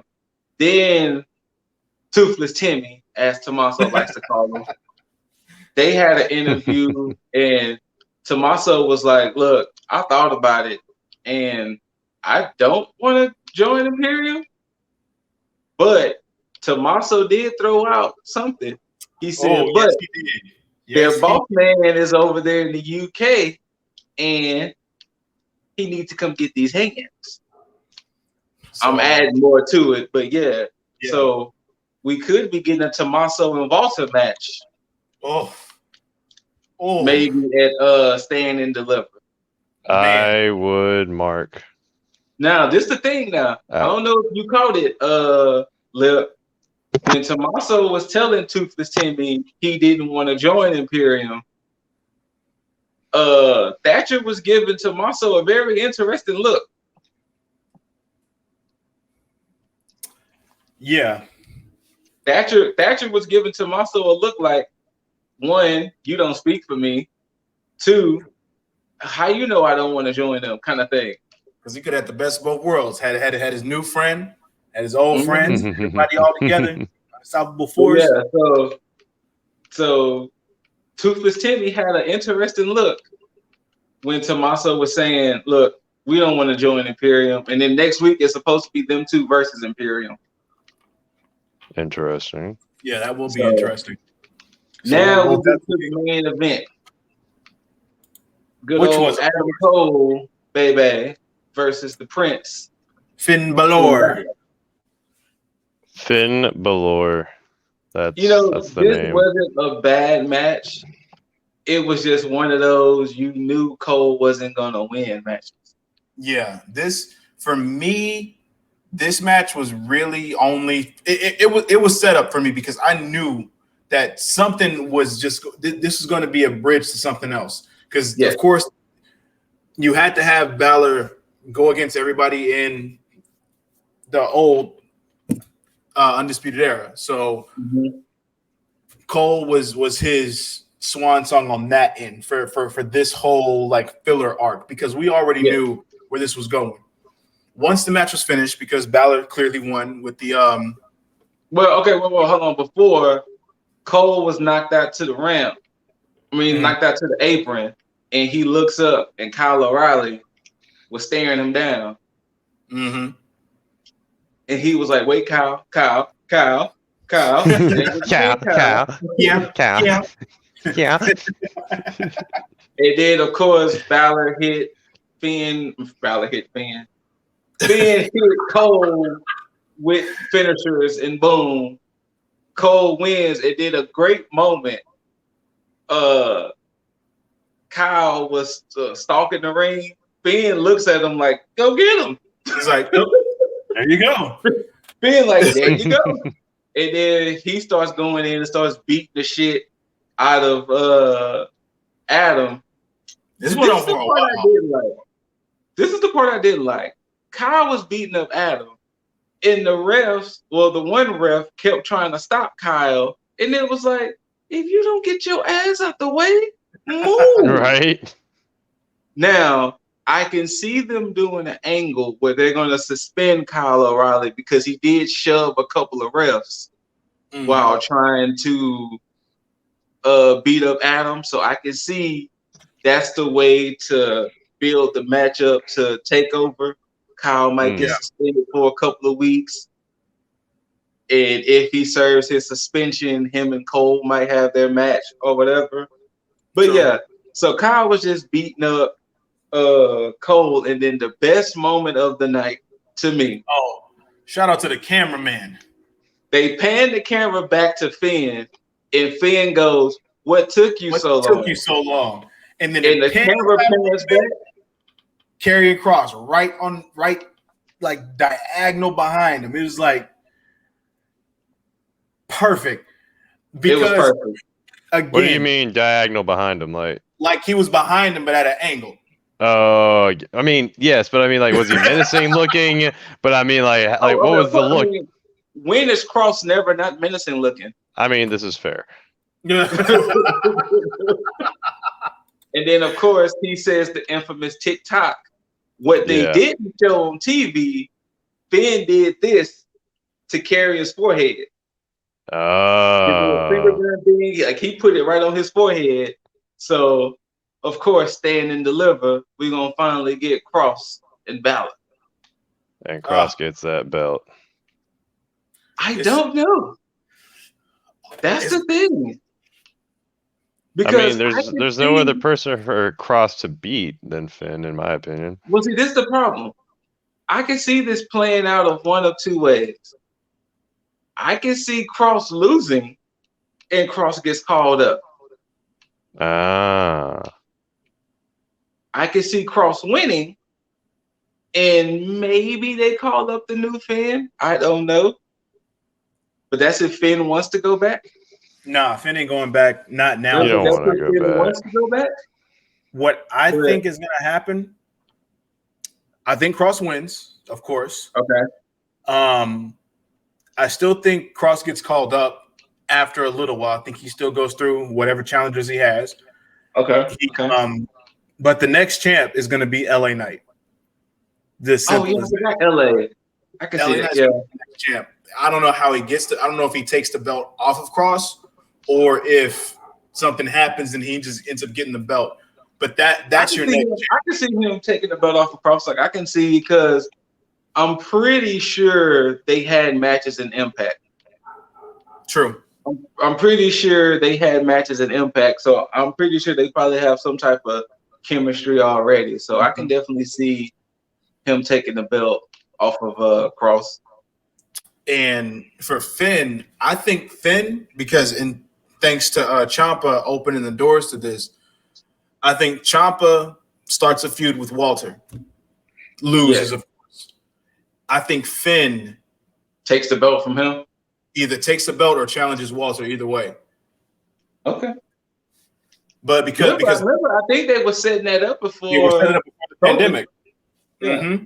Absolutely, and I think they're now going to go forward with that and have him kind of roll the roost over at NXT UK, and then maybe after that, maybe he'll go back to the main roster. But I think they're going to deliver on that promise because I think that's probably the only reason why Walter has had the title this long, because I think Finn was meant to take that title off of him. Okay, I think so too. But I don't know. I could be wrong. Hey, to the people out there in Tag Land, we are an hour and 34 minutes. We are an hour and 34 minutes in, and we still got to talk about AEW. Y'all getting some quality shit today. They are. This week has been fucking crazy. And again, like I said, our predictions could go hella wrong. I've been wrong, and AEW is a testament to how wrong I have been over the past few weeks with one inner circle, but we'll get to that. Wait. Hold on. All right, since we about to get ready to talk about AEW, it's been a few days now.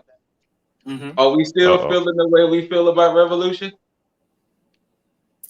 After this episode of AEW, it's like no, not that bad. You know what? Mine's got kind of worse. Ooh. I'm not gonna lie. Ooh. I'm not gonna lie. Like, and you know what? Oh. I think because remember I told you I was gonna listen to our favorite wrestling manager, Jim Cornette.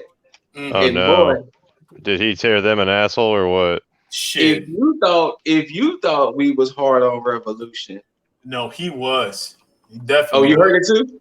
I heard some of it. I didn't hear all of it. It was Jesus. 2 hours. It was almost 2 hours of him going in. He did not Like on every match. He did not give one good compliment. Not even on the Sting match. Not one. Well, he don't like cinematic matches. Oh, that's right. He did not give one good thing about this show, other than the fact that he got to see Thunder Rosa and Britt Baker, if anything. But he did not say one good thing about this show. And listening to him, it did make me upset all over again. Oh no! But I will say, last night helped a smidge. It helped. It helped a little bit. But yeah, he chopped that show up. Shit. But he did I kind mean, of agree.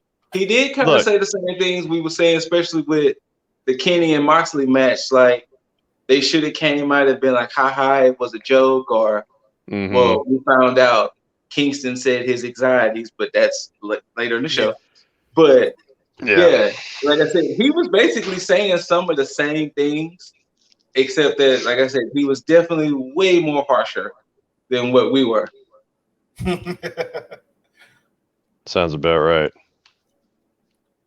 I mean, it's Jim Cornette. Way more harsher. You have any outside of, you got any AEW news, Scoot? I feel like I did, and I just forgot it. Just that fast. Hold on.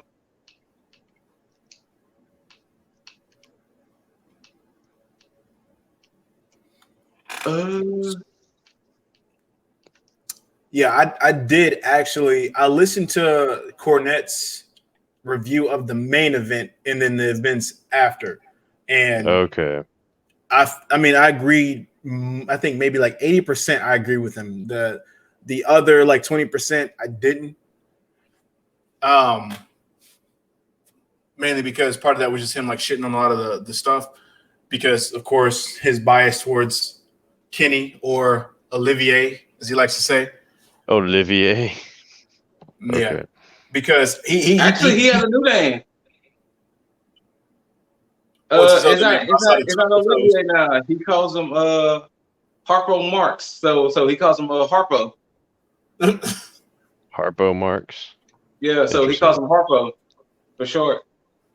And then Moxley is now the plumber. Yeah, which is weird. But I mean, he looked more like a plumber in his last job, but okay. I don't know what was the origins of him calling Moxley the plumber, but he calls Moxley the plumber now. And you know what? I do agree with him what he said about the Young Bucks and Jericho and MJF match. What's up? The whole thing about why would they waste such a huge angle with them beating up Papa Buck? Why would they waste that just for a blow-off match, in a sense? Yeah. I guess they were worried about. I guess they were worried about people caring about it, like, or not caring about it enough, so they had to add some extra stakes to it. Who knows? Maybe. Well, again, like I said, I cared because I thought the story was going in a different direction. Everybody thought it was. But of course, it didn't. So, the Good Brothers are the grown brothers, because every time he sees them, he just groans. Grown brother, okay. I think I told you that Chuck Taylor's name was Chucklefuck. Yeah. Chuckle fuck. And he called the Young Bucks the dumb fucks now. I think he actually renamed them that show for calling them the dumb fucks. That's weird. But yeah, he did reveal that apparently on Twitter somebody caught the angle of what happened with the Shaq thing. What happened? And apparently the ambulance was still in fan view. And apparently what happened was Jay just simply opened the door and Shaq just ran out. Huh. Yeah. That's pretty funny. Yeah. Apparently it's on Twitter that apparently a fan caught it, and it was literally Jade opening the door and Shaq just leaving. And apparently Shivani was too early or too late for the cue. Yeah, he That's why looked they like had that weird. Yeah. So, but that's all what happened. So I don't know if it's gonna happen anything story wise, considering nothing happened Wednesday. But yeah, That was very annoying that Shaq did not show up on Sunday. Yeah, nothing on Wednesday, nothing at Revolution. It's just yeah. So we don't know what they're saying.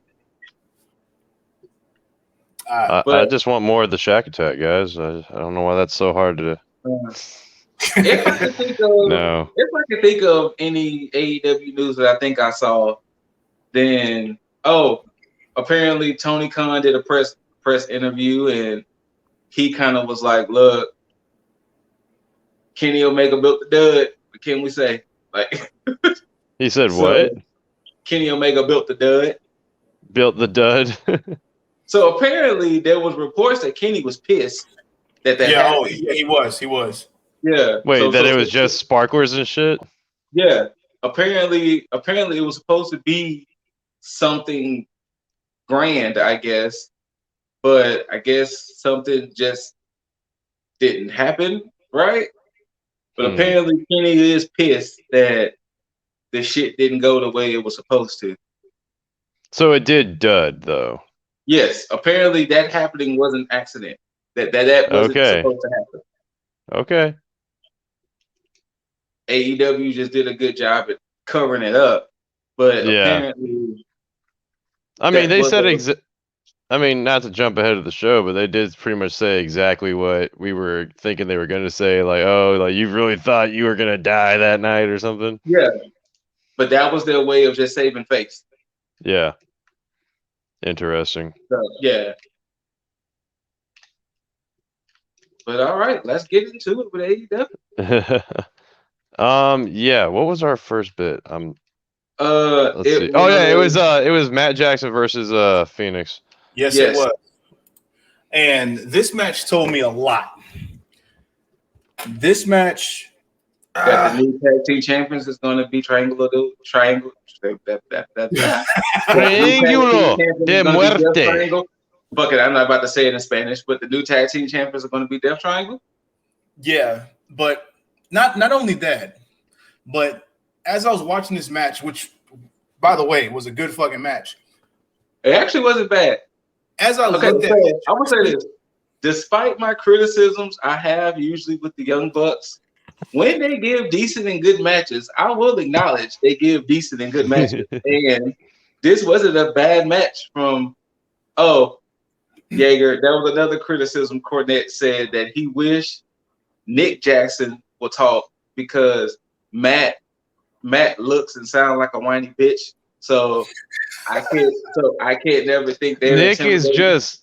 I'm sorry, man. Nick is a little awkward on the mic compared to Matt, or at least he sounds more awkward on the mic. Like Matt sounds more. Nick talks so much, but yeah, he said that Matt just comes off as like a whiny bitch.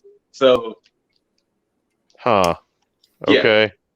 I mean, Matt just sounds more natural on the mic, in my opinion. But whatever. I mean, I agree. He does sound better. Right. I mean, he puts the emotion in there. I mean, that's how I always felt with the Hardy Boys. I always felt Matt was the better talker than Jeff. Oh, yeah. Yeah. So, yeah. But, I mean, it comes to the territory. You have Matt being able to talk, and then Jeff being able to be like the charismatic one. Yeah. But with this match solidified what I thought about Matt Jackson a long time ago, because this match allows me to see that if the Young Bucks couldn't go on as a tag team, Matt could be a bona fide single star, because he just has that look. Like when you look at him in ring, he looks like he could be a single star. Yeah, with a lower back injury. But I mean, I'm just going off the overall presentation. I mean, of course, the in-ring stuff in itself, he's just geared toward tag team. But like, if you look at the way that him and Phoenix worked in this match, and it could just be the testament to their chemistry. But just watching how they worked this match, where he kept Phoenix grounded throughout the entire match for the most part, it's like, let me see more of that. Just let me see a little bit more of that. But Phoenix is Phoenix. Jesus fucking Christ. This is his best match. They say AEW gonna catch a lawsuit when they start to get fans again, because Phoenix gonna fuck around and flip himself into the actual audience, and somebody gonna sue Tony Khan because of Phoenix. Like, dude, if Phoenix keeps on clearing crowds like this, it's gonna be wild. That's for sure. Yeah. I'm hoping that this isn't by design, and this is one of his things he's just gonna start doing from now on. Because if it is, stop it, Phoenix. Stop it. You're gonna get hurt. Yeah, you're gonna get hurt. You're gonna hurt somebody. It was like, no, we don't need a smart mark to get like a black eye from like one of your boots. I'm kidding. Right? If that happens, right? Take a blind eye to it real quick. But yeah, this lets me know that this tag match is going to not only, of course, garner new champions, but is going to be a match of the night, match of the year contender for sure. Yes, just based on the talent involved. And I know I said that last week when we talked about the recap for Revolution, but again, this match showcased it even more, and I can't wait for it. So, do we get a Nick and Pac match?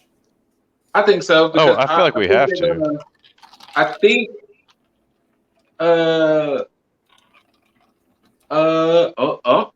Yeah, because I know their next show is supposed to be the St. Patrick's Day show, so I would think we'll probably get Nick and Pac.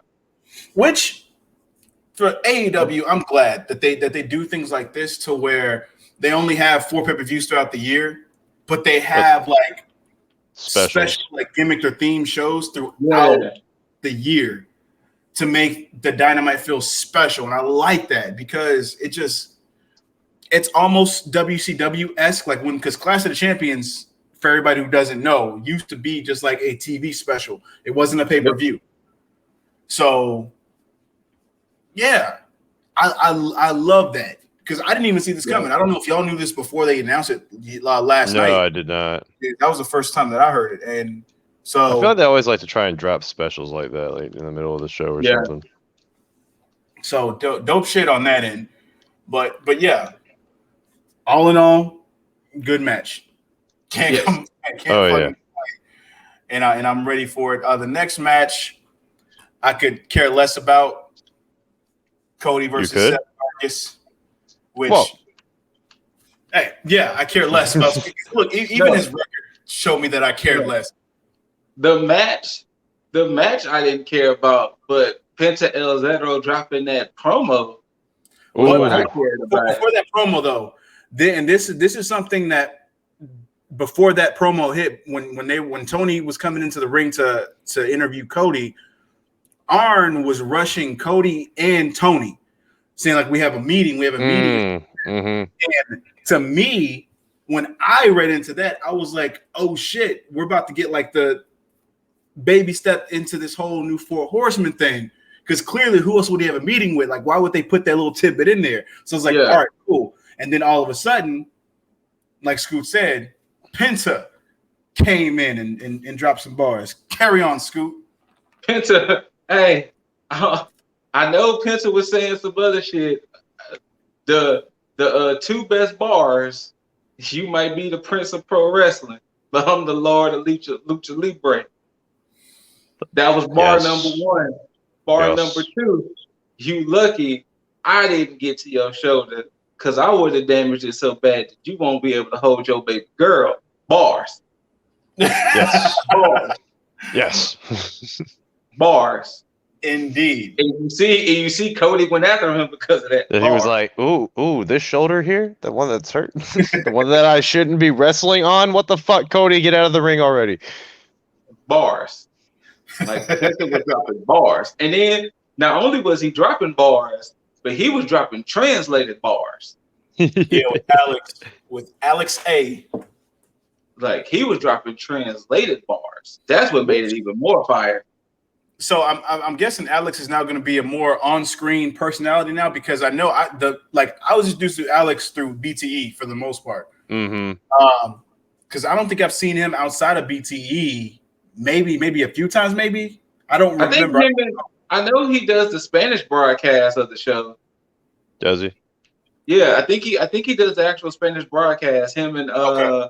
I think him and Dasha, I think does the Spanish. That would make sense. Yeah, that actually would make a lot of sense. But yeah, Mambi, but he was playing kind of cheeky heelish while he was translating for he really was. If you guys remember though, this is what's interesting to me is that, well, at least in BTE, Alex A is part of Dark Order. Is he? Yeah. This happened on BTE? Yeah, he drank the Kool-Aid and now he's with Dark Order. Oh, okay. That's interesting. They play it really on the nose with the drinking the Kool-Aid and everything. So he picked up a bottle of it. He was like, it's pretty good. And it's like, next thing you know, you see him wearing purple suits and all that stuff. Okay. So yeah, but seeing him with Penta, that was a nice way to, like, I guess, like reintroduce him. Now, or at least to myself. So what? I said, allow me to reintroduce myself. Something That's like what that. he did. Alex. Exactly. Hey. But yeah, this started a brawl that broke apart between him and Cody. But of course, that means that we're probably gonna I think we are getting this on a.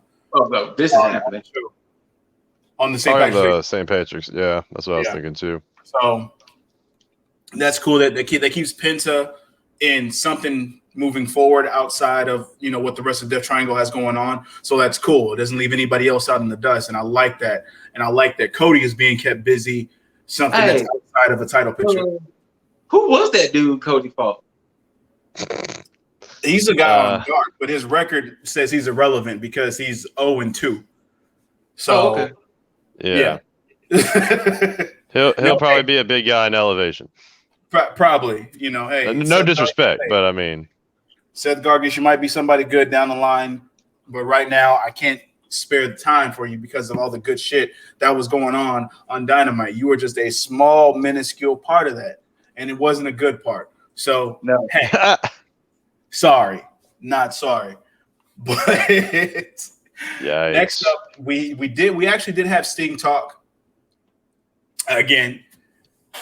He was brought out. But that wasn't really the highlight of what was going on with Sting. What was the highlight is during his interview, you had Lance Archer come out, which now I'm like, is Lance Archer a heel or a face? Because now he's in Big Show territory. I think he's just in the middle. I think he's just tweener. I think now he's more looked at as, if I just need to beat some ass, I'm gonna just beat some ass. Okay. I think that's where Archer is at now. I can run with that. So does this set up a feud with him and Darby then? If Sting and Darby are still, that's the thing. I think it might. The problem is that every Sting fight can't be a cinematic match. True. Get old real quick. It's going to get old real quick. So at some point, they're going to have to do something with Stinger Man, as Mr. Starks likes to call him. They're going to have to do something with the Stinger Man, and maybe we could actually get a match between Archer and Sting. I mean, I don't know how I feel about that unless like Sting can like go, but that's still toting the line because I mean, if he can go, cool. We don't know if Sting can outwork everyone. Yeah, he's not. He's not Christian. Wait. That's copyrighted. It's Christian Cage. How do you just copyright just Christian? That's like it's WWE. It Who knows at this point? Who knows? I mean, it is. But either way, that cut the interview short because right after Archer and Jake left, Sting cut that interview right then and there and then left it at that. So that opened the doors to the next match, which is Mr. All Ego Ethan Page against Lee Johnson. Didn't that Moxley and Kingston promo happen? Oh shit! That was right after Matt and Ray. That was right after that. I'm gonna say this, and y'all know how I've been feeling about Moxley and everything Moxley. That last night was gold.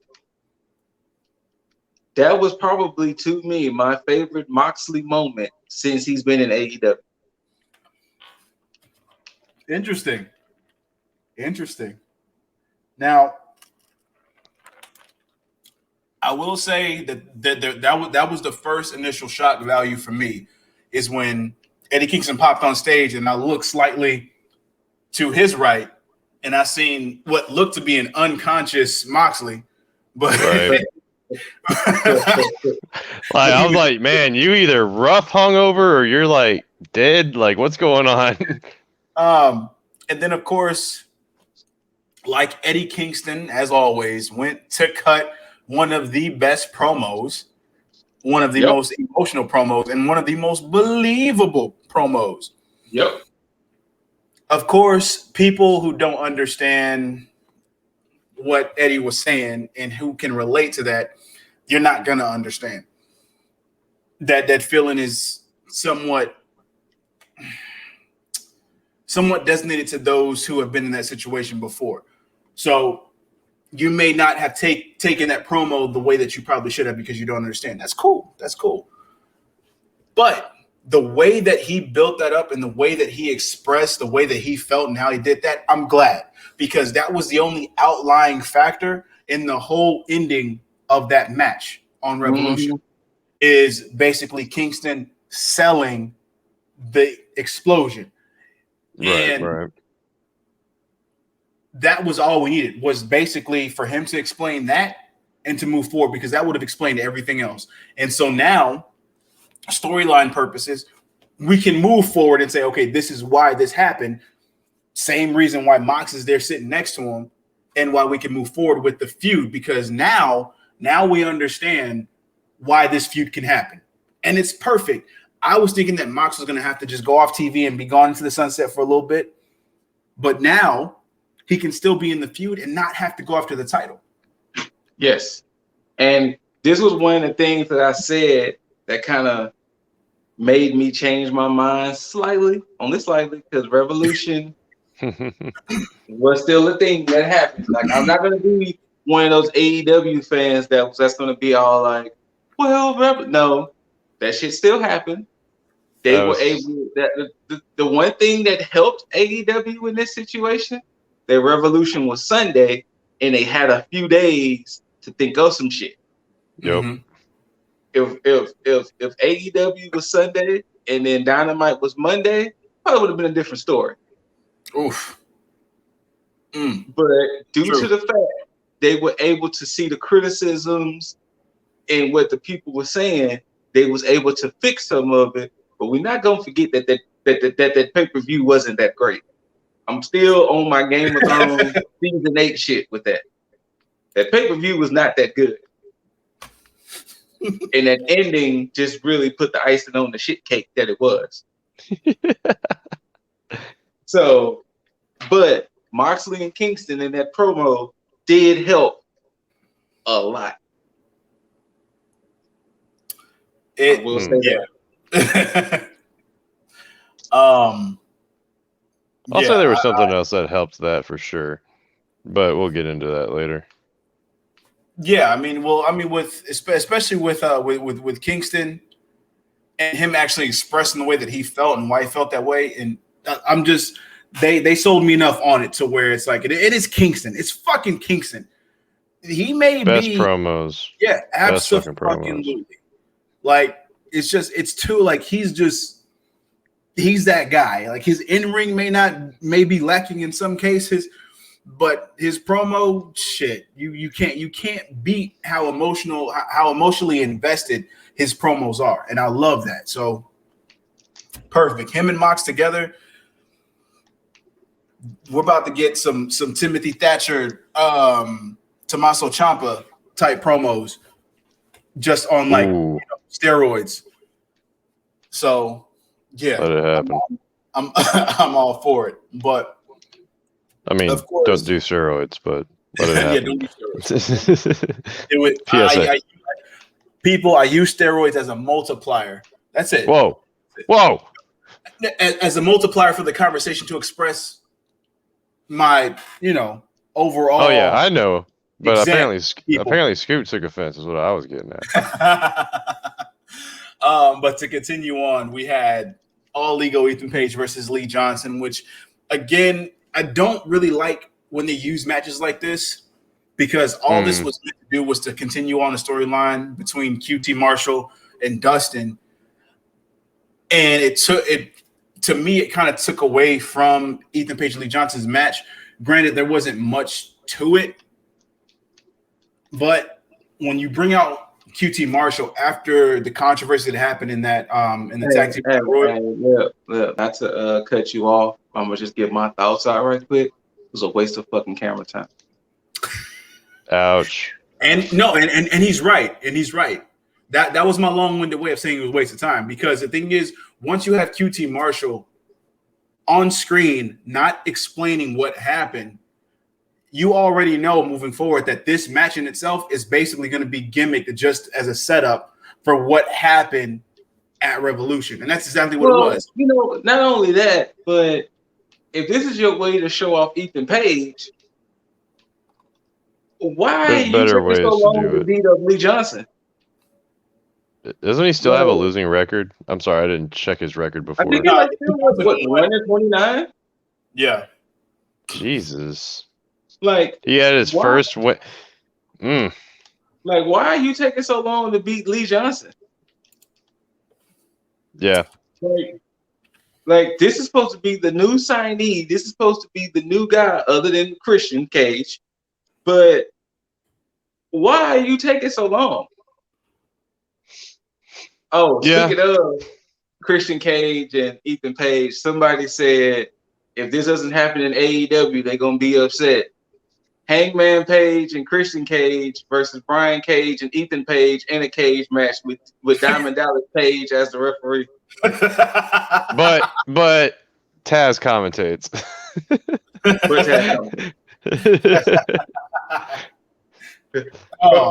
I'm okay with that. I want it. Of course, I'm glad that y'all said that, because of course after that match, QT Marshall got, he walked away, Dustin came out, helped Lee Johnson, blah, blah, blah, whatever. But along with, the cages and the pages, we did have a cage in the next segment. And that next segment that happened was the infamous 69 Me, Don. Hey, I'm gonna. Did you just? I don't know if I should go first or not, but I will say this. This was the worst fucking segment of the night. What? One of the worst fucking segments in AEW. Whoa! Kenny Omega's worst fucking segment. Whoa! I'm fucking tired of Don Callis. Whoa! The Good Brothers was fucking annoying. This whole fucking segment was fucking annoying. And yes, I'm gonna keep using fucking because I'm a grown fucking adult. This shit was stupid. I don't give a. And you know what? Because of this fucking segment, it made me hate that fucking match all over again. Scoot, are you telling me that you hated the infamous line 69 me, Don? Not only was that fucking line stupid, I don't even care if I die in Call of Duty right now because I'm playing Call of Duty. I don't even care. Not only was that line fucking stupid, but the fact that they did an overhead fucking cam and showed it. It showed the 69. And showed it. And once again, for the second time, poor Eddie Kingston had to sit there and listen to that shit. And watch it. Fuck that segment. Well, I will say this. That shit was the best. Two things mainly out of that segment. One, Kingston did get a huge pop when he walked out. Casually walked out. He did get a pop. So that's to be stated on that end. So Kingston, you about to get an elevator. Actually, you know what? Let me take that back. I mean, not the pop, but just in general. There's a lot of people who don't really understand fucking storytelling and they can't put two and two together. So for the simple-minded people, let me explain it to you. When you saw the Butcher, the Blade, and the Bunny with Matt Hardy, said that they were with him there. Here's the thing. If you look back at Revolution, and you see when Eddie Kingston was trying to get them to help him help Moxley, and they walked off, that would tell you that they weren't down for the cause. So if you don't understand that, what's up? I'm glad you just brought that up. Can we go ahead and discuss that shit right quick? Hey, Butcher, Blade, and Bunny, I'm sorry you joined Private Party. Y'all, I'm done with y'all too. I mean, you can never be done with the Bunny. I mean, I'm done with all five. I was already done with Bunny, Butcher, Blade, Bunny, Quinn, and Cassidy. Do y'all leave that Matt Hardy's Big Money stable or whatever, the Matt Hardy brand or whatever? Which, let's face it. Hey, don't forget, we got Jack Evans and Angelico too. Well, since they wasn't in that segment, they have another week. Let them align themselves with Matt Hardy. Let it happen. I'm gonna say this. I don't give a fuck who gets mad at me. Cameron Grimes, once again, is a better big money Matt. And Matt Hardy is only gonna prove he's a bigger Robert Stone. I mean, that makes sense. But yes, to my point, for those who didn't understand, go ahead and get that segment out the way. Butcher, Blade joining Matt Hardy. You're done. Yeah, why the family wasn't together with Kingston and why that seems to have split. That's why. If you just didn't pay attention to the nuances and in that post-match shit on Revolution, that should tell you enough. Learn how to put two and two together. Don't be dumb now. Storytelling, it's a thing. Pay attention. Storytelling. But now, if y'all want to say good things about this segment, y'all can. But that whole after the brawl that happened when Moxley came out and then helped Kingston and they were fighting with everybody, Christian Cage came out, and now I'm at a mixed feelings type situation because when he came out, my initial thought was that he was going to join Kenny and Don Callis. Oh, no. That was my initial thought. Okay. And I was okay with it, but then it changed, and then he was, of course he hit Kenny, and then he was trying to hit Kenny with the Unprettier, which I don't think it's called the Unprettier. Kill switch. Kill switch, that's what it is, yeah. It's called the Kill Switch now? That's actually a pretty badass name for it. That's what it was name. Yeah. Oh. Then he grabbed the TNT title. So now he's in the title picture. It's once mixed. Again, I'm gonna go on another rant. Don't y'all talk about WWE no more. If they put Christian Cage in a title match with Kenny Omega, that is still some WWE shit. Yeah, the whole talent, joining the talent, that is some WWE Impact shit right there, because Impact used to do the same shit. Yeah. So don't. What, So, new hires getting a title shot? Yeah, any Yeah. WWE guy that came over to TNA at the time, Kurt Angle, Yeah. Christian, Booker T. Well, not They Booker got T. title shots out the ass. I remember that. So I don't give a fuck if that was some WWE Impact shit that they pulled with that Christian shit. So lay off of WWE with that shit, because Impact was doing the same. I'm sorry, AEW's doing that same shit. And once again, I have no issues with Kenny. I have no issues with Christian Cage. But who the fuck really wanted to see this match? Yeah, I mean, clearly this is a throwaway title match to just kind of give Kenny more defenses, because it's going to move forward. They're going to end up having this tag match between Mox and Kingston against the Good Brothers. There's going to be a 6-man tag match. I think the Good Brothers might be the new Impact Tag. I'm sorry, I think Moxley and Kingston might be the new Impact Tag champions. I can see that only for the fact that it would keep Mox off TV and out of that title picture, and it would put more eyes on Impact, because I think that's what they're trying to do. Is they're trying to put more eyes on Impact, which that will get me to watch it more. So, but once again, this was damn near. This was the second worst thing of the night in AEW. That's. I thought the Kenny bit was hilarious. I think he's playing his. I'm sorry, Scoot. I have the opposite reaction, man. I think this was him playing the cleaner, playing stupid, playing like the bully role. Like he went full on heel. The fact that you don't like it means he did his job. You're right. Yeah, I mean, if you put it that way, you're right. Because I hated every fucking second of it. He's supposed to be the obnoxious heel. He's supposed to be the guy that's like, oh, I'm 10 steps ahead of you and I know it type of shit, you know? The Miz does it better. Yeah, I said it. Say what? The Miz does it better?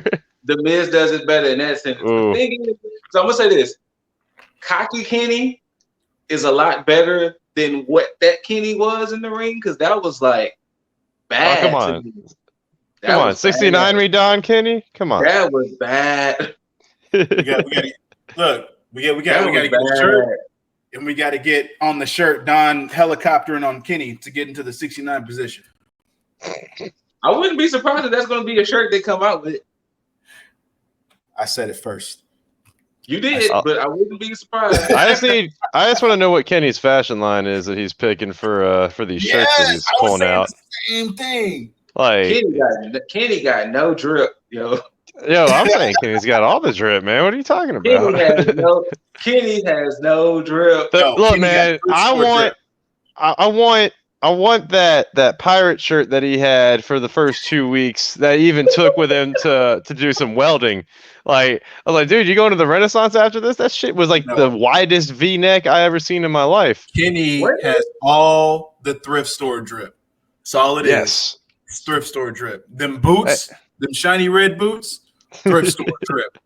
Like I said, I got pissed off at the exploding death, but whatever the fuck that shit was called. I got pissed off all over again. But once again, this is why I love this show, and this is why we can have our difference of opinions, because you will have some people, friendships will be over because of what my rant was about. Because too many people get so wrapped up in not having debates and not having meaningful conversations, but I couldn't stand nothing that I saw. Yeah, and that's I couldn't stand it. When you have a full bias, AEW diehards, indie diehards, WWE diehards, they will fall on every sword to defend every single thing that they do, good or bad. And that's thrift shop Kenny is Jesus to me, man. What are you talking about? There you go. See?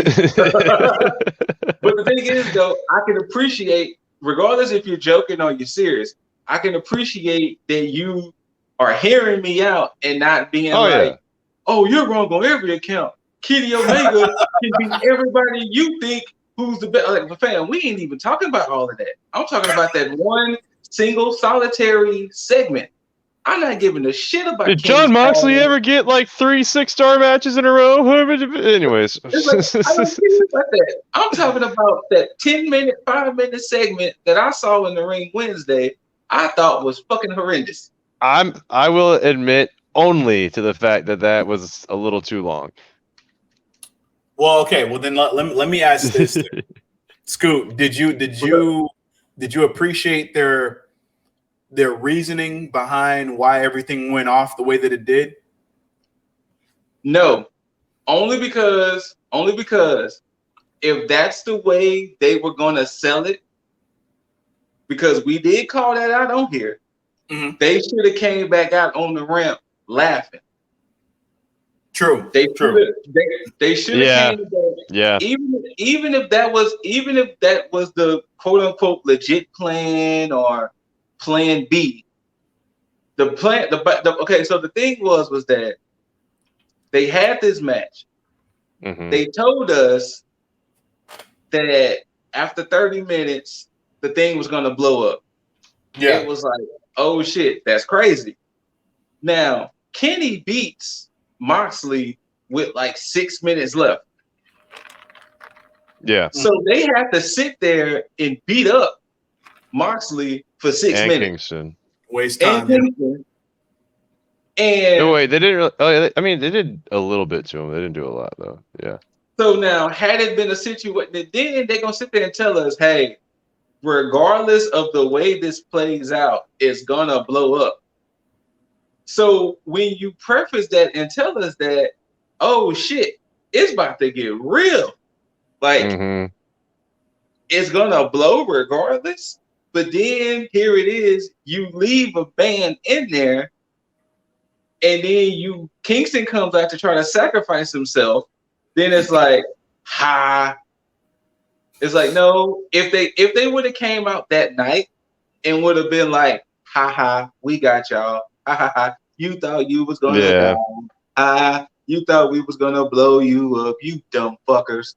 If they would have did that night, I would have been cool. But the fact that this is a spin story, this is a what can we do to make ourselves look good story. Okay. That's why I agree with that. That's why I didn't like it. Because you can't say, oh, hey, this shit's gonna blow up after 30 minutes regardless. Oh, we're gonna beat the man savagely and leave him in the ring to quote unquote blow up in the ring. So no. Yeah. That's one of the reasons why the Kingston promo worked so well. Exactly. That's what made me like it. But then when this promo happened, I was like, oh, fuck this shit. But going from something that in Scoot's eyes didn't really work so well to something that, of course, probably didn't work at all. Ooh. This was the worst segment of the night. Wait, hold on. Before we get into the match, let's talk about the entrance. It was comedy and drip gold. Let's talk about Maki Ito. This is the oh my god. I'm gonna say this. Whatever money they're paying, I hope they get every last cent, because I don't want to sound like the old man yelling at clouds and that's angry. I thought this shit was no, Maki Ito, no. No. It was stupid to an extent. I thought Sunday when I saw it in the tag match, I was like, what the fuck is this shit? Wednesday, I was like, okay, this is cool, especially for the fact that she's going to go give her whole performance, regardless if her team is getting beat up. But she saved it when she did hit Sheeta with the microphone when it was over with. Hold on. Because see, this is I have a few gripes. I'm not going to get as mad as I wanted to at first. Oh, no. If I'm going to get pissed off, I can't be the only one. I was all for Maki Ito singing and carrying on, because to me, that's like gimmick shit, the character shit and everything. Yes. I fucking loved every bit of that. I stopped for a second. I was like, wait, why is she still singing? And then as she kept going, I was like, okay, I like this. I really do like this. That was not the problem. The problem that I had was everything else that was going on as she was singing. Why? Why the fuck was Rebel, not Reba, and Sheeta having a kendo stick, crutch, sword fight outside the ring? Come on, that one was great. Like, that was hilarious. No, like no bullshit though. That was pretty hilarious. no, I mean to me, like look, and I understand that can be hilarious, and I'm cool with it. The only problem that I have is that you have comic relief in Maki Ito still singing her theme song. Yes. And then you have that other shit going on. If you're gonna have a brawl, have that fucking brawl. Because I don't think Sheeta could hold her laughter in, because it seemed a little bit every now and then she would break character and start smiling or laughing about like the shit. That was my problem.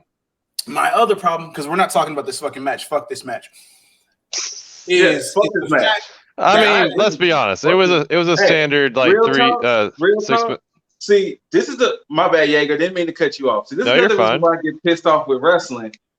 There's no way you beat me up that bad to where I'm gonna sit in the corner and watch you do a whole mime routine before you hit me with a simple ass elbow. Yes, she needs to stop doing that shit. That was bad. Last weekend. 100%. She needs to stop that shit. Rio, stop that shit.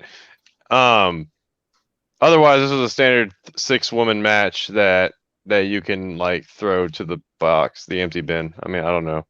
True. I was trying to come up with something clever about it, but and that's so my thing. That's what you could say. And this goes back into my situation last weekend when I talked about this. Again, Thunder Rosa and Britt is your money feud right now. And Stop blowing your load on bullshit, because right now you're about to turn this over again. And next week you're about to have them go into a singles match. Why? Why are you doing that? This right here, that's your title match right there. This is why one of them. And you know, what's up? Another bad thing about this is too, why did they wait so long to give us Britt Baker and Thunder Rosa? Because remember, it took them forever until Beach Break before they finally gave us the match. Yeah, but and now they can't stop. But now, since they've been going at it so long, they're going to give them the Moxley and Omega treatment by having them a lights out non-sanctioned match, which that's not bad in retrospect, but it's long overdue. Yeah.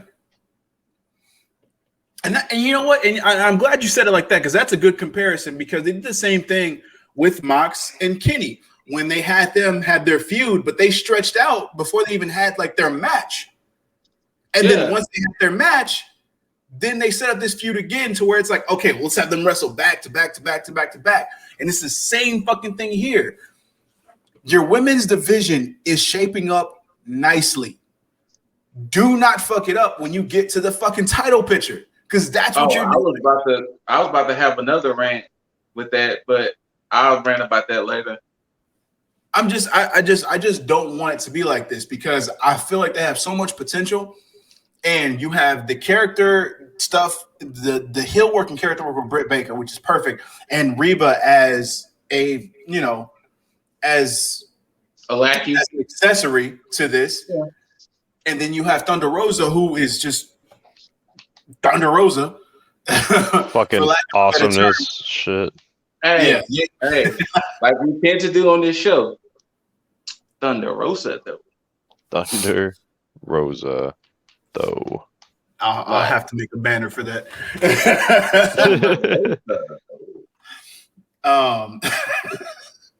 But yeah, I thought this was pure madness. Nothing much to this match, like we said. I couldn't wait for this match to end. But yeah, nothing much to it. We figured what was going to happen. Well, no. Let me take the back. We didn't figure what was going to happen, because it was too much fucking nonsensical bullshit that was going on outside of. Oh, hey, sidebar on this, but it started with this match. Did y'all get some interference sound wise? Yeah. No, they were accidentally having NBA sounds That's what I Yeah, thought that was. Yeah. Yeah. It was Like, like it was a whole- NBA sounds being played. Yeah, Because I was that like, started why is this during, happening? during yeah, Cody's match. that was a thing. Yeah, during Cody's match is when it started. Because I was like, Yeah. wait, am I tripping? But then I started to take the correlation. I was like, that sounds like NBA. Yeah, So that was it was being reported all over that a lot of people was like, wait, what the fuck is happening?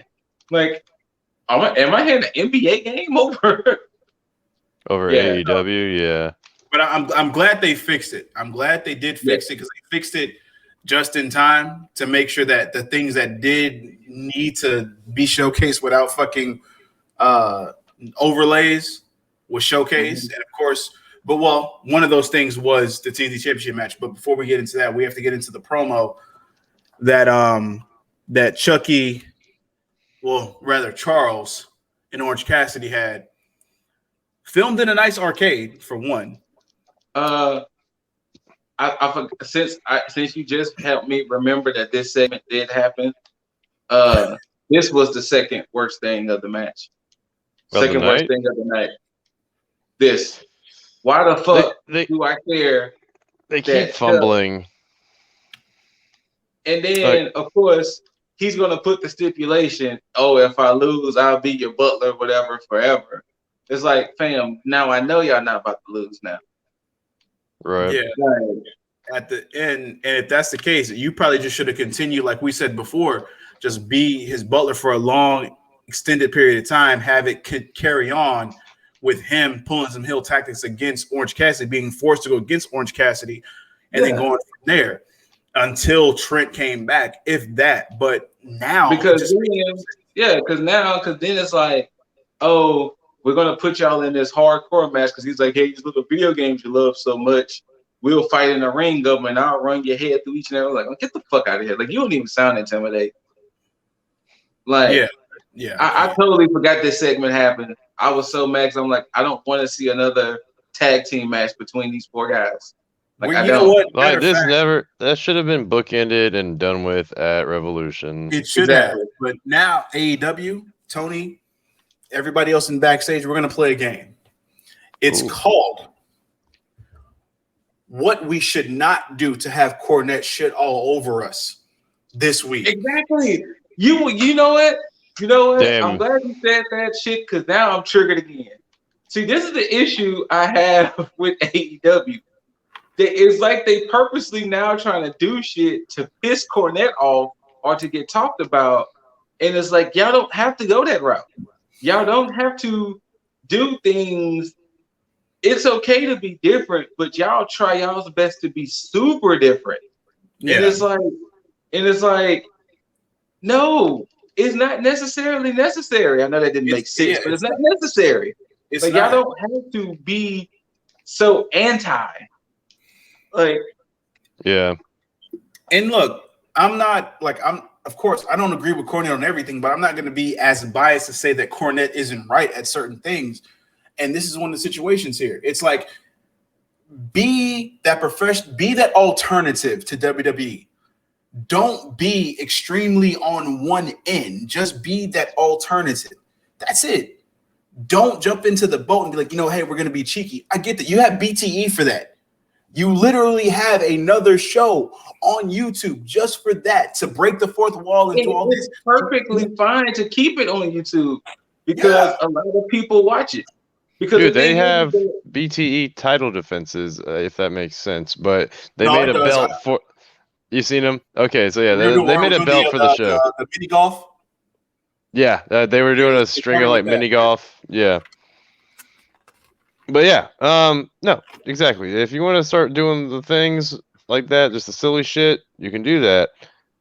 I like how you like sprinkle that in with a later bit, the Hangman bit, but yeah, they showed.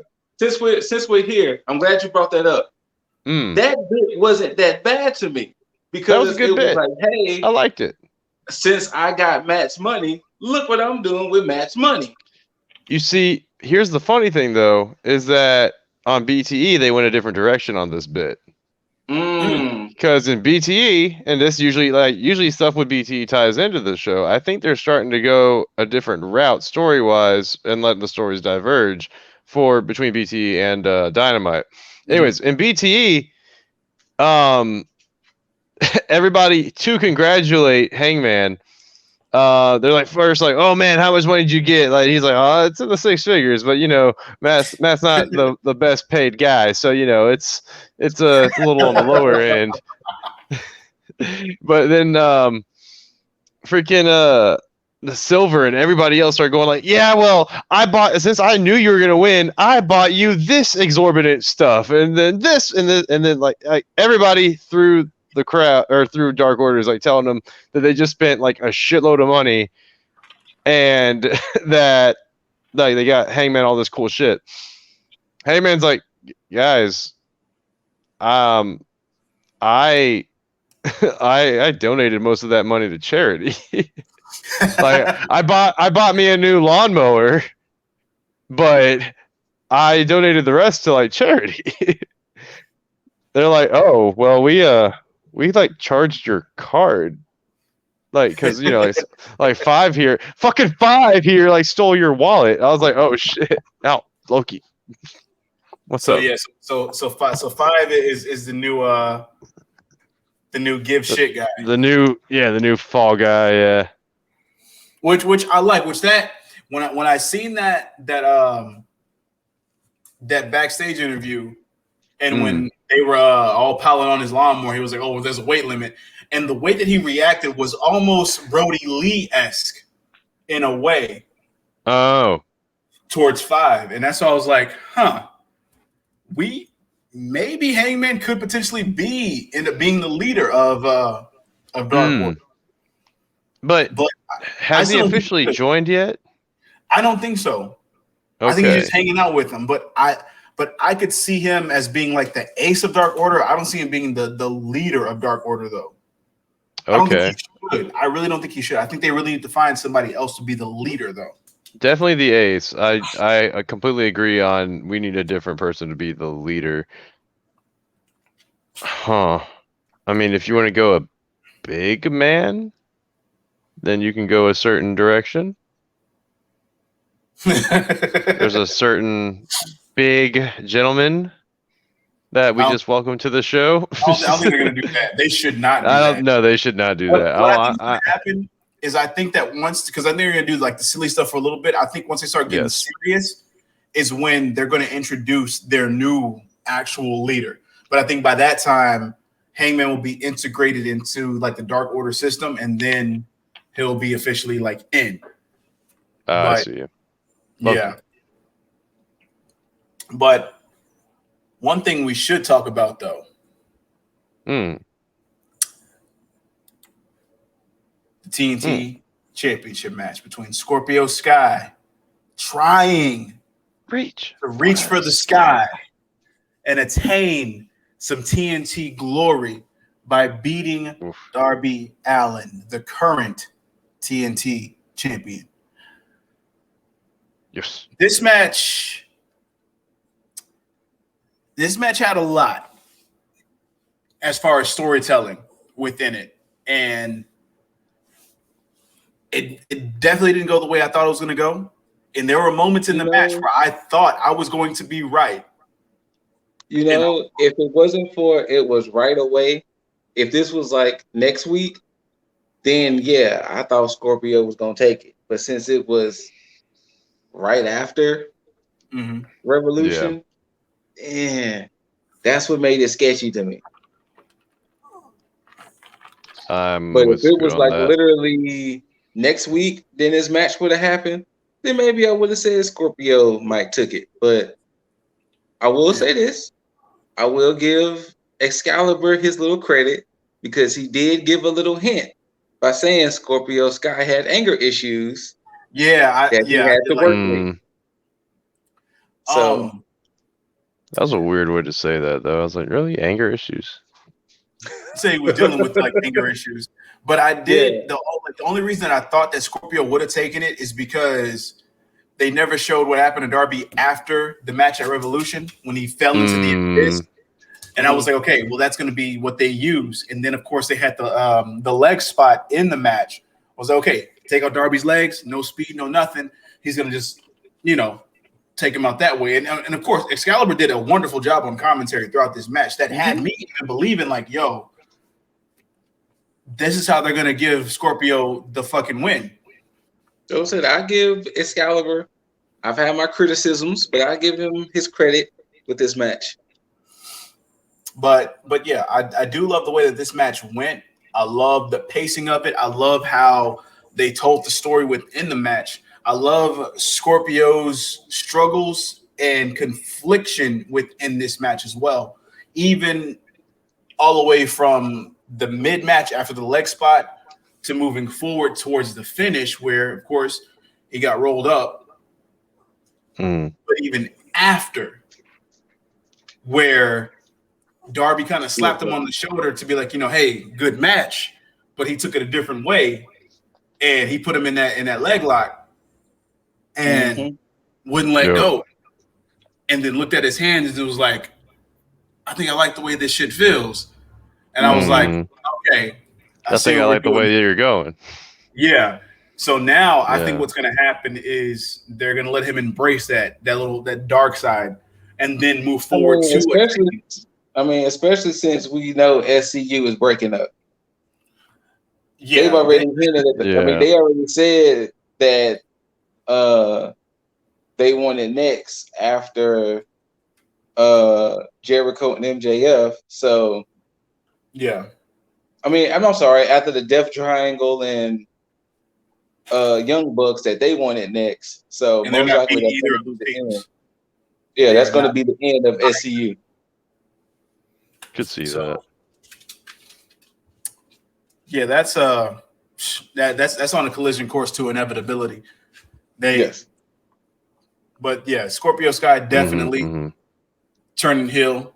If not, I'd be surprised. I'd be super surprised, but I don't see anything else. I don't see it going any other way other than that, and I don't see him going anywhere other than to like championship glory, because he's going to win the championship eventually. It may be after Darby's. It would have to be in between Darby's next 3 championship defenses, where he actually goes in and it actually takes the title. But who knows? We'll see. But what you all came here for, and what I definitely am here for, is let me go. Yeah, let me get my shit off. The meat and potatoes of this. And of course, like I said, I was extremely wrong in my assumption as to where this would go on 2 fronts.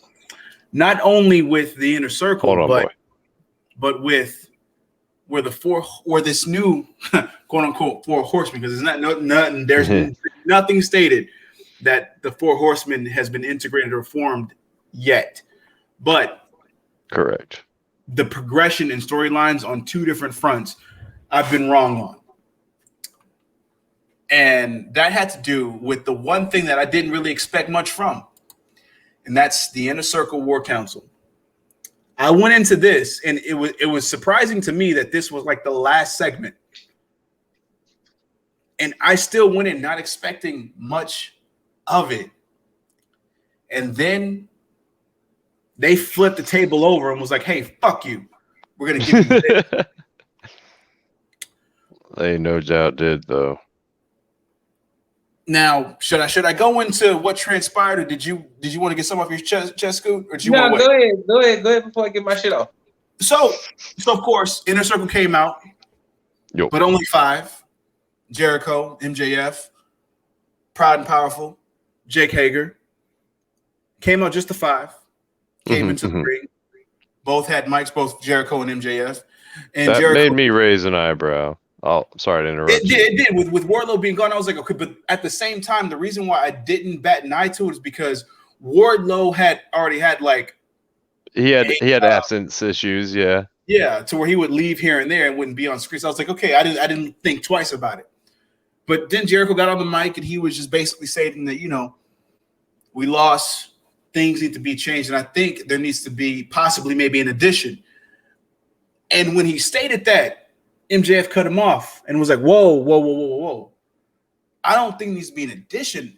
On the contrary, I think there needs to be a subtraction. Yeah. Maybe we need to remove a member of the inner circle. And before that happened, Sammy Guevara came out. And then, of course, then I was like, okay, the wheels are turning. It's back to what I was thinking it was probably going to happen. Sammy's going to come out, probably side with MJF, and then form this new inner circle. But then I thought about it. I was like, okay, well, they're setting it up to make Jericho believe that he's bringing Sammy back to bring him back into the inner circle. So, we need to be whole again. This is what we need. Let's get back to, this. But then, of course, Sammy came out, got on the mic, and then stated that, okay, now I got you, MJF. Now this is what you were trying to do. I got you. I finally got the proof. Jericho, look at this shit. And then which was a little weird because he still didn't use any of the footage that he told the cameraman to stay there for. Right? Mm-hmm. But that's true. Proceed. But then, of course, got some nice little found footage. Got them, they fast forward everything as far as them chilling and everything like that. But then it stopped when it got to MJF going into the room and then saying, hey, this is time, boys. This is what we've all been waiting for. Let's go do it. Fist bump and all that good jazz. And then, of course, it cut back to the ring where Jericho's like, oh, this is what you were planning. And then, of course, MJF said, let's get them, boys. You had Hager, Pride and Powerful, Ortiz and Santana, of course, walking towards Jericho like they're about to just square up and just knock some sense into him. Say hi, say what's up, And then, of course, the old WCW trope where everybody kind of turns the other way. Says, we got you. And then Jericho's like, I got one up on you. Says, you think we don't talk. You think that we don't communicate. You think I didn't know that this was going to happen. I thought that was kind of cool. I was like, okay, we got the old inner circle back. This is what we need back to form. Cool, no problem. And then you get the cowardly heel play out of MJF where he gets into the corner, on the ground in the corner, and was like, I wasn't begging for his life. I wasn't trying to take over the inner circle. And I was like, oh, that's some chicken shit hill stuff that's going on. And then he flipped it. I wasn't trying to take over the inner circle. Mood change. Because I was too busy forming my own. And I was like, what? And I'm sitting here like, wait, who do you have? Like, what's going on? And then the lights go out. And then of course, it stalled for a bit for everybody to get into position, obviously. And then when the lights came back on, my shit meter just hit off the fucking roof. Fucking and I'm 1,000. Like, Wardlow, cool. Wait, hold up. FTR, Sean Spears, Tully. Wait, what the? And then everything just kind of hit. All the wheels start turning. I was like, how? And then sure enough, and then it clicked. It was like, you know what? If you weren't going to get Cody, the only other person that you could get to play a Ric Flair, if this is in fact the new Four Horsemen, is MJF. And then they proceeded to beat down Inner Circle with MJF not lifting a fucking finger. MJF sitting in the corner on a turnbuckle, watching, surveying what it is that he has been planning and orchestrating this entire time. The destruction of the Inner Circle. Speechless. You got me. That was the chef's kiss, man. I fuck. Sorry. I had a slight eye roll. Oh yeah? Mainly not so much who he formed, because on paper it does look good. Spears, FTR, Tully, and Wardlow. Because I will say that was a swerve. The issue I have, my mind immediately went to this just happened with Undisputed Era. With Pat McAfee trying to take down the biggest stable. And my mind immediately went to that, unfortunately. My mind went to this would have been much awesome if the Undisputed Era didn't just go through this with Pat McAfee and his stable. Damn I it. see what you're saying, because like it's been rumored they're going to go into Blood and Guts like they went into War Games. So And literally, that's where my mind went to the moment I saw this happen. And I hate that it did, because once again, it was a nice segment of him saying, "Nah, fam, I was forming my own." And when the lights went out, I was like, "Well, who the fuck?"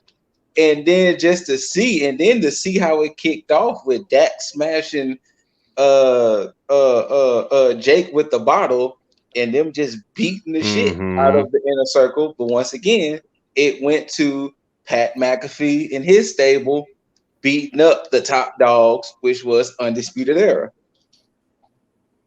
I can agree with that imagery and the side by side and the parallels between the two. Now, the only thing that I believe is going to happen that's going to separate that whole ordeal is that after they actually have this feud, they're actually going to go on to continue being like a stable. Yeah, they're going to say, yeah, I can see that. Yeah, so I think, and I believe that once this whole feud is done, then you'll be able to believe in that it is. But I also think that next week, that I'm pretty sure they'll have a promo. But I think that'll kind of change everything, because I think it's really the overall look of what they have right now in comparison to the quote unquote Kings of NXT is that this feels like an actual Four Horsemen, because you do have your tag team within FTR, which is, top of the line tag team. You have your top mid card guy in Sean Spears, who's basically been with Tully this whole time from the beginning, even before FTR. And then you have your up and coming, your future proof prospect in MJF, and then of course you have his heavy Wardlow, which is different. Mr. Dizzle, don't mean to cut y'all off, but I got to get ready to dip. I got to make my exit. So with that being said, I will too sweet y'all right now. Too sweet, brother. You know what? Hold on, Scoot, because we that was pretty much it. That's everything that's happened. I mean, it is. Oh no. I mean, if y'all still got more to say, y'all can. Y'all no. Talk about the segment. I was like, no, we're wrapping up. We're wrapping up. This was it, because my bad. That's the main event. My prediction. This is the Four Horsemen. That's that. Okay. The new Four Horsemen. That's my prediction. I will say this. I think the Inner Circle stays together after this. True. I think the Horsemen, what we're gonna call us, stay together. I think I think FTR will probably win the tag belts from Pac and Phoenix because of this stable. Yep. And I have a slight prediction. I think it goes opposite. I think Sean Spears takes the TNT title from Darby because of this. So everybody gets gold eventually. Everybody gets gold. I think MJF will probably take no, he's not going to take the belt for a while. He'll take it off of Hangman. Ooh, would be nice. When Hangman beats Kenny, he'll take it off of Hangman. Killing Dreams. Of course, we're going to get more into this next week or possibly this week. Who knows what happens? We will be back eventually. But Scoot, please let these people know where they can find all of the smoke. Anybody know if you had any beef or problems with what I said about that Kenny Omega segment, about the Maki Ito and all that shit, you can find me at the Scooter Ray. All of that. I'll hit you up later. I want all that smoke. All of it. He wants it. Look at him. Look at the intensity in his face. Look at the intensity. I'm pulling my Jimmy Anvil right now. Look at him. Look at the beard stroke. He is wanting it. And then not only will I give you the smoke, but I'll tell you in like a sentence or two of why you're wrong and what smoke you're trying to bring. That's just how because in the words of Maxwell Jacob Friedman, I ain't saying I'm better than you, but I might be smarter than you. Oh, damn. Yeah, that was said. Oof. That was sad. But yeah, at the Scooter Ray. That's where you can find me. I'm not going to even plug the Less Than Stealthy Ninjas because I don't want you to bring the smoke over there to them. Don't bring the smoke with the ninjas. Hopping up in his Twitch. That's at the bottom right there, just in case y'all need to know where It's the fine. Bang bang. Yeah, that's where you can find ninjas. Fridays and Saturdays. If you really want to watch us stream, that's where you can find us. I don't want to plug because I don't want you to bring that energy to that. That's not what the Less Than Stealthy Ninjas is for. They're not for the wrestle talk. I'm for the wrestle talk. And I'm not about to argue with y'all while I'm streaming with the homies, with the ninjas. That's what we not gonna do. That's what we not gonna do. But that's where you can find me. And like I said before, I gotta head out. I'm gonna say bye to the broskies. Later. Too sweet. But yeah, Sweet. at these Scooter Ray is where the smoke should be brought. For sure. Tag out, guys. Tag out. Tag out. Jaeger. I know you probably gotta go celebrate with Shotzi, but before you do that, she has to know where to find you, though. She has to know. It's okay. I'll be there. Oh, that sounded terrible. Shotzi. May not be this episode. May not be next episode, but one episode, I feel like you'll find me, and I'll find you, and it'll be great. However, until then, if you need to hit me up on the games, Jaeger Bombastic, Mr. Fantastic. No, that's too long. It's just Jaeger Bombastic. Everything else, Instagram, Twitch, expanding social medias. Him's out winning right there in the crawl. Bam, bam. Right on cue. Of course, you can find Mr. Deasley at every social media outlet.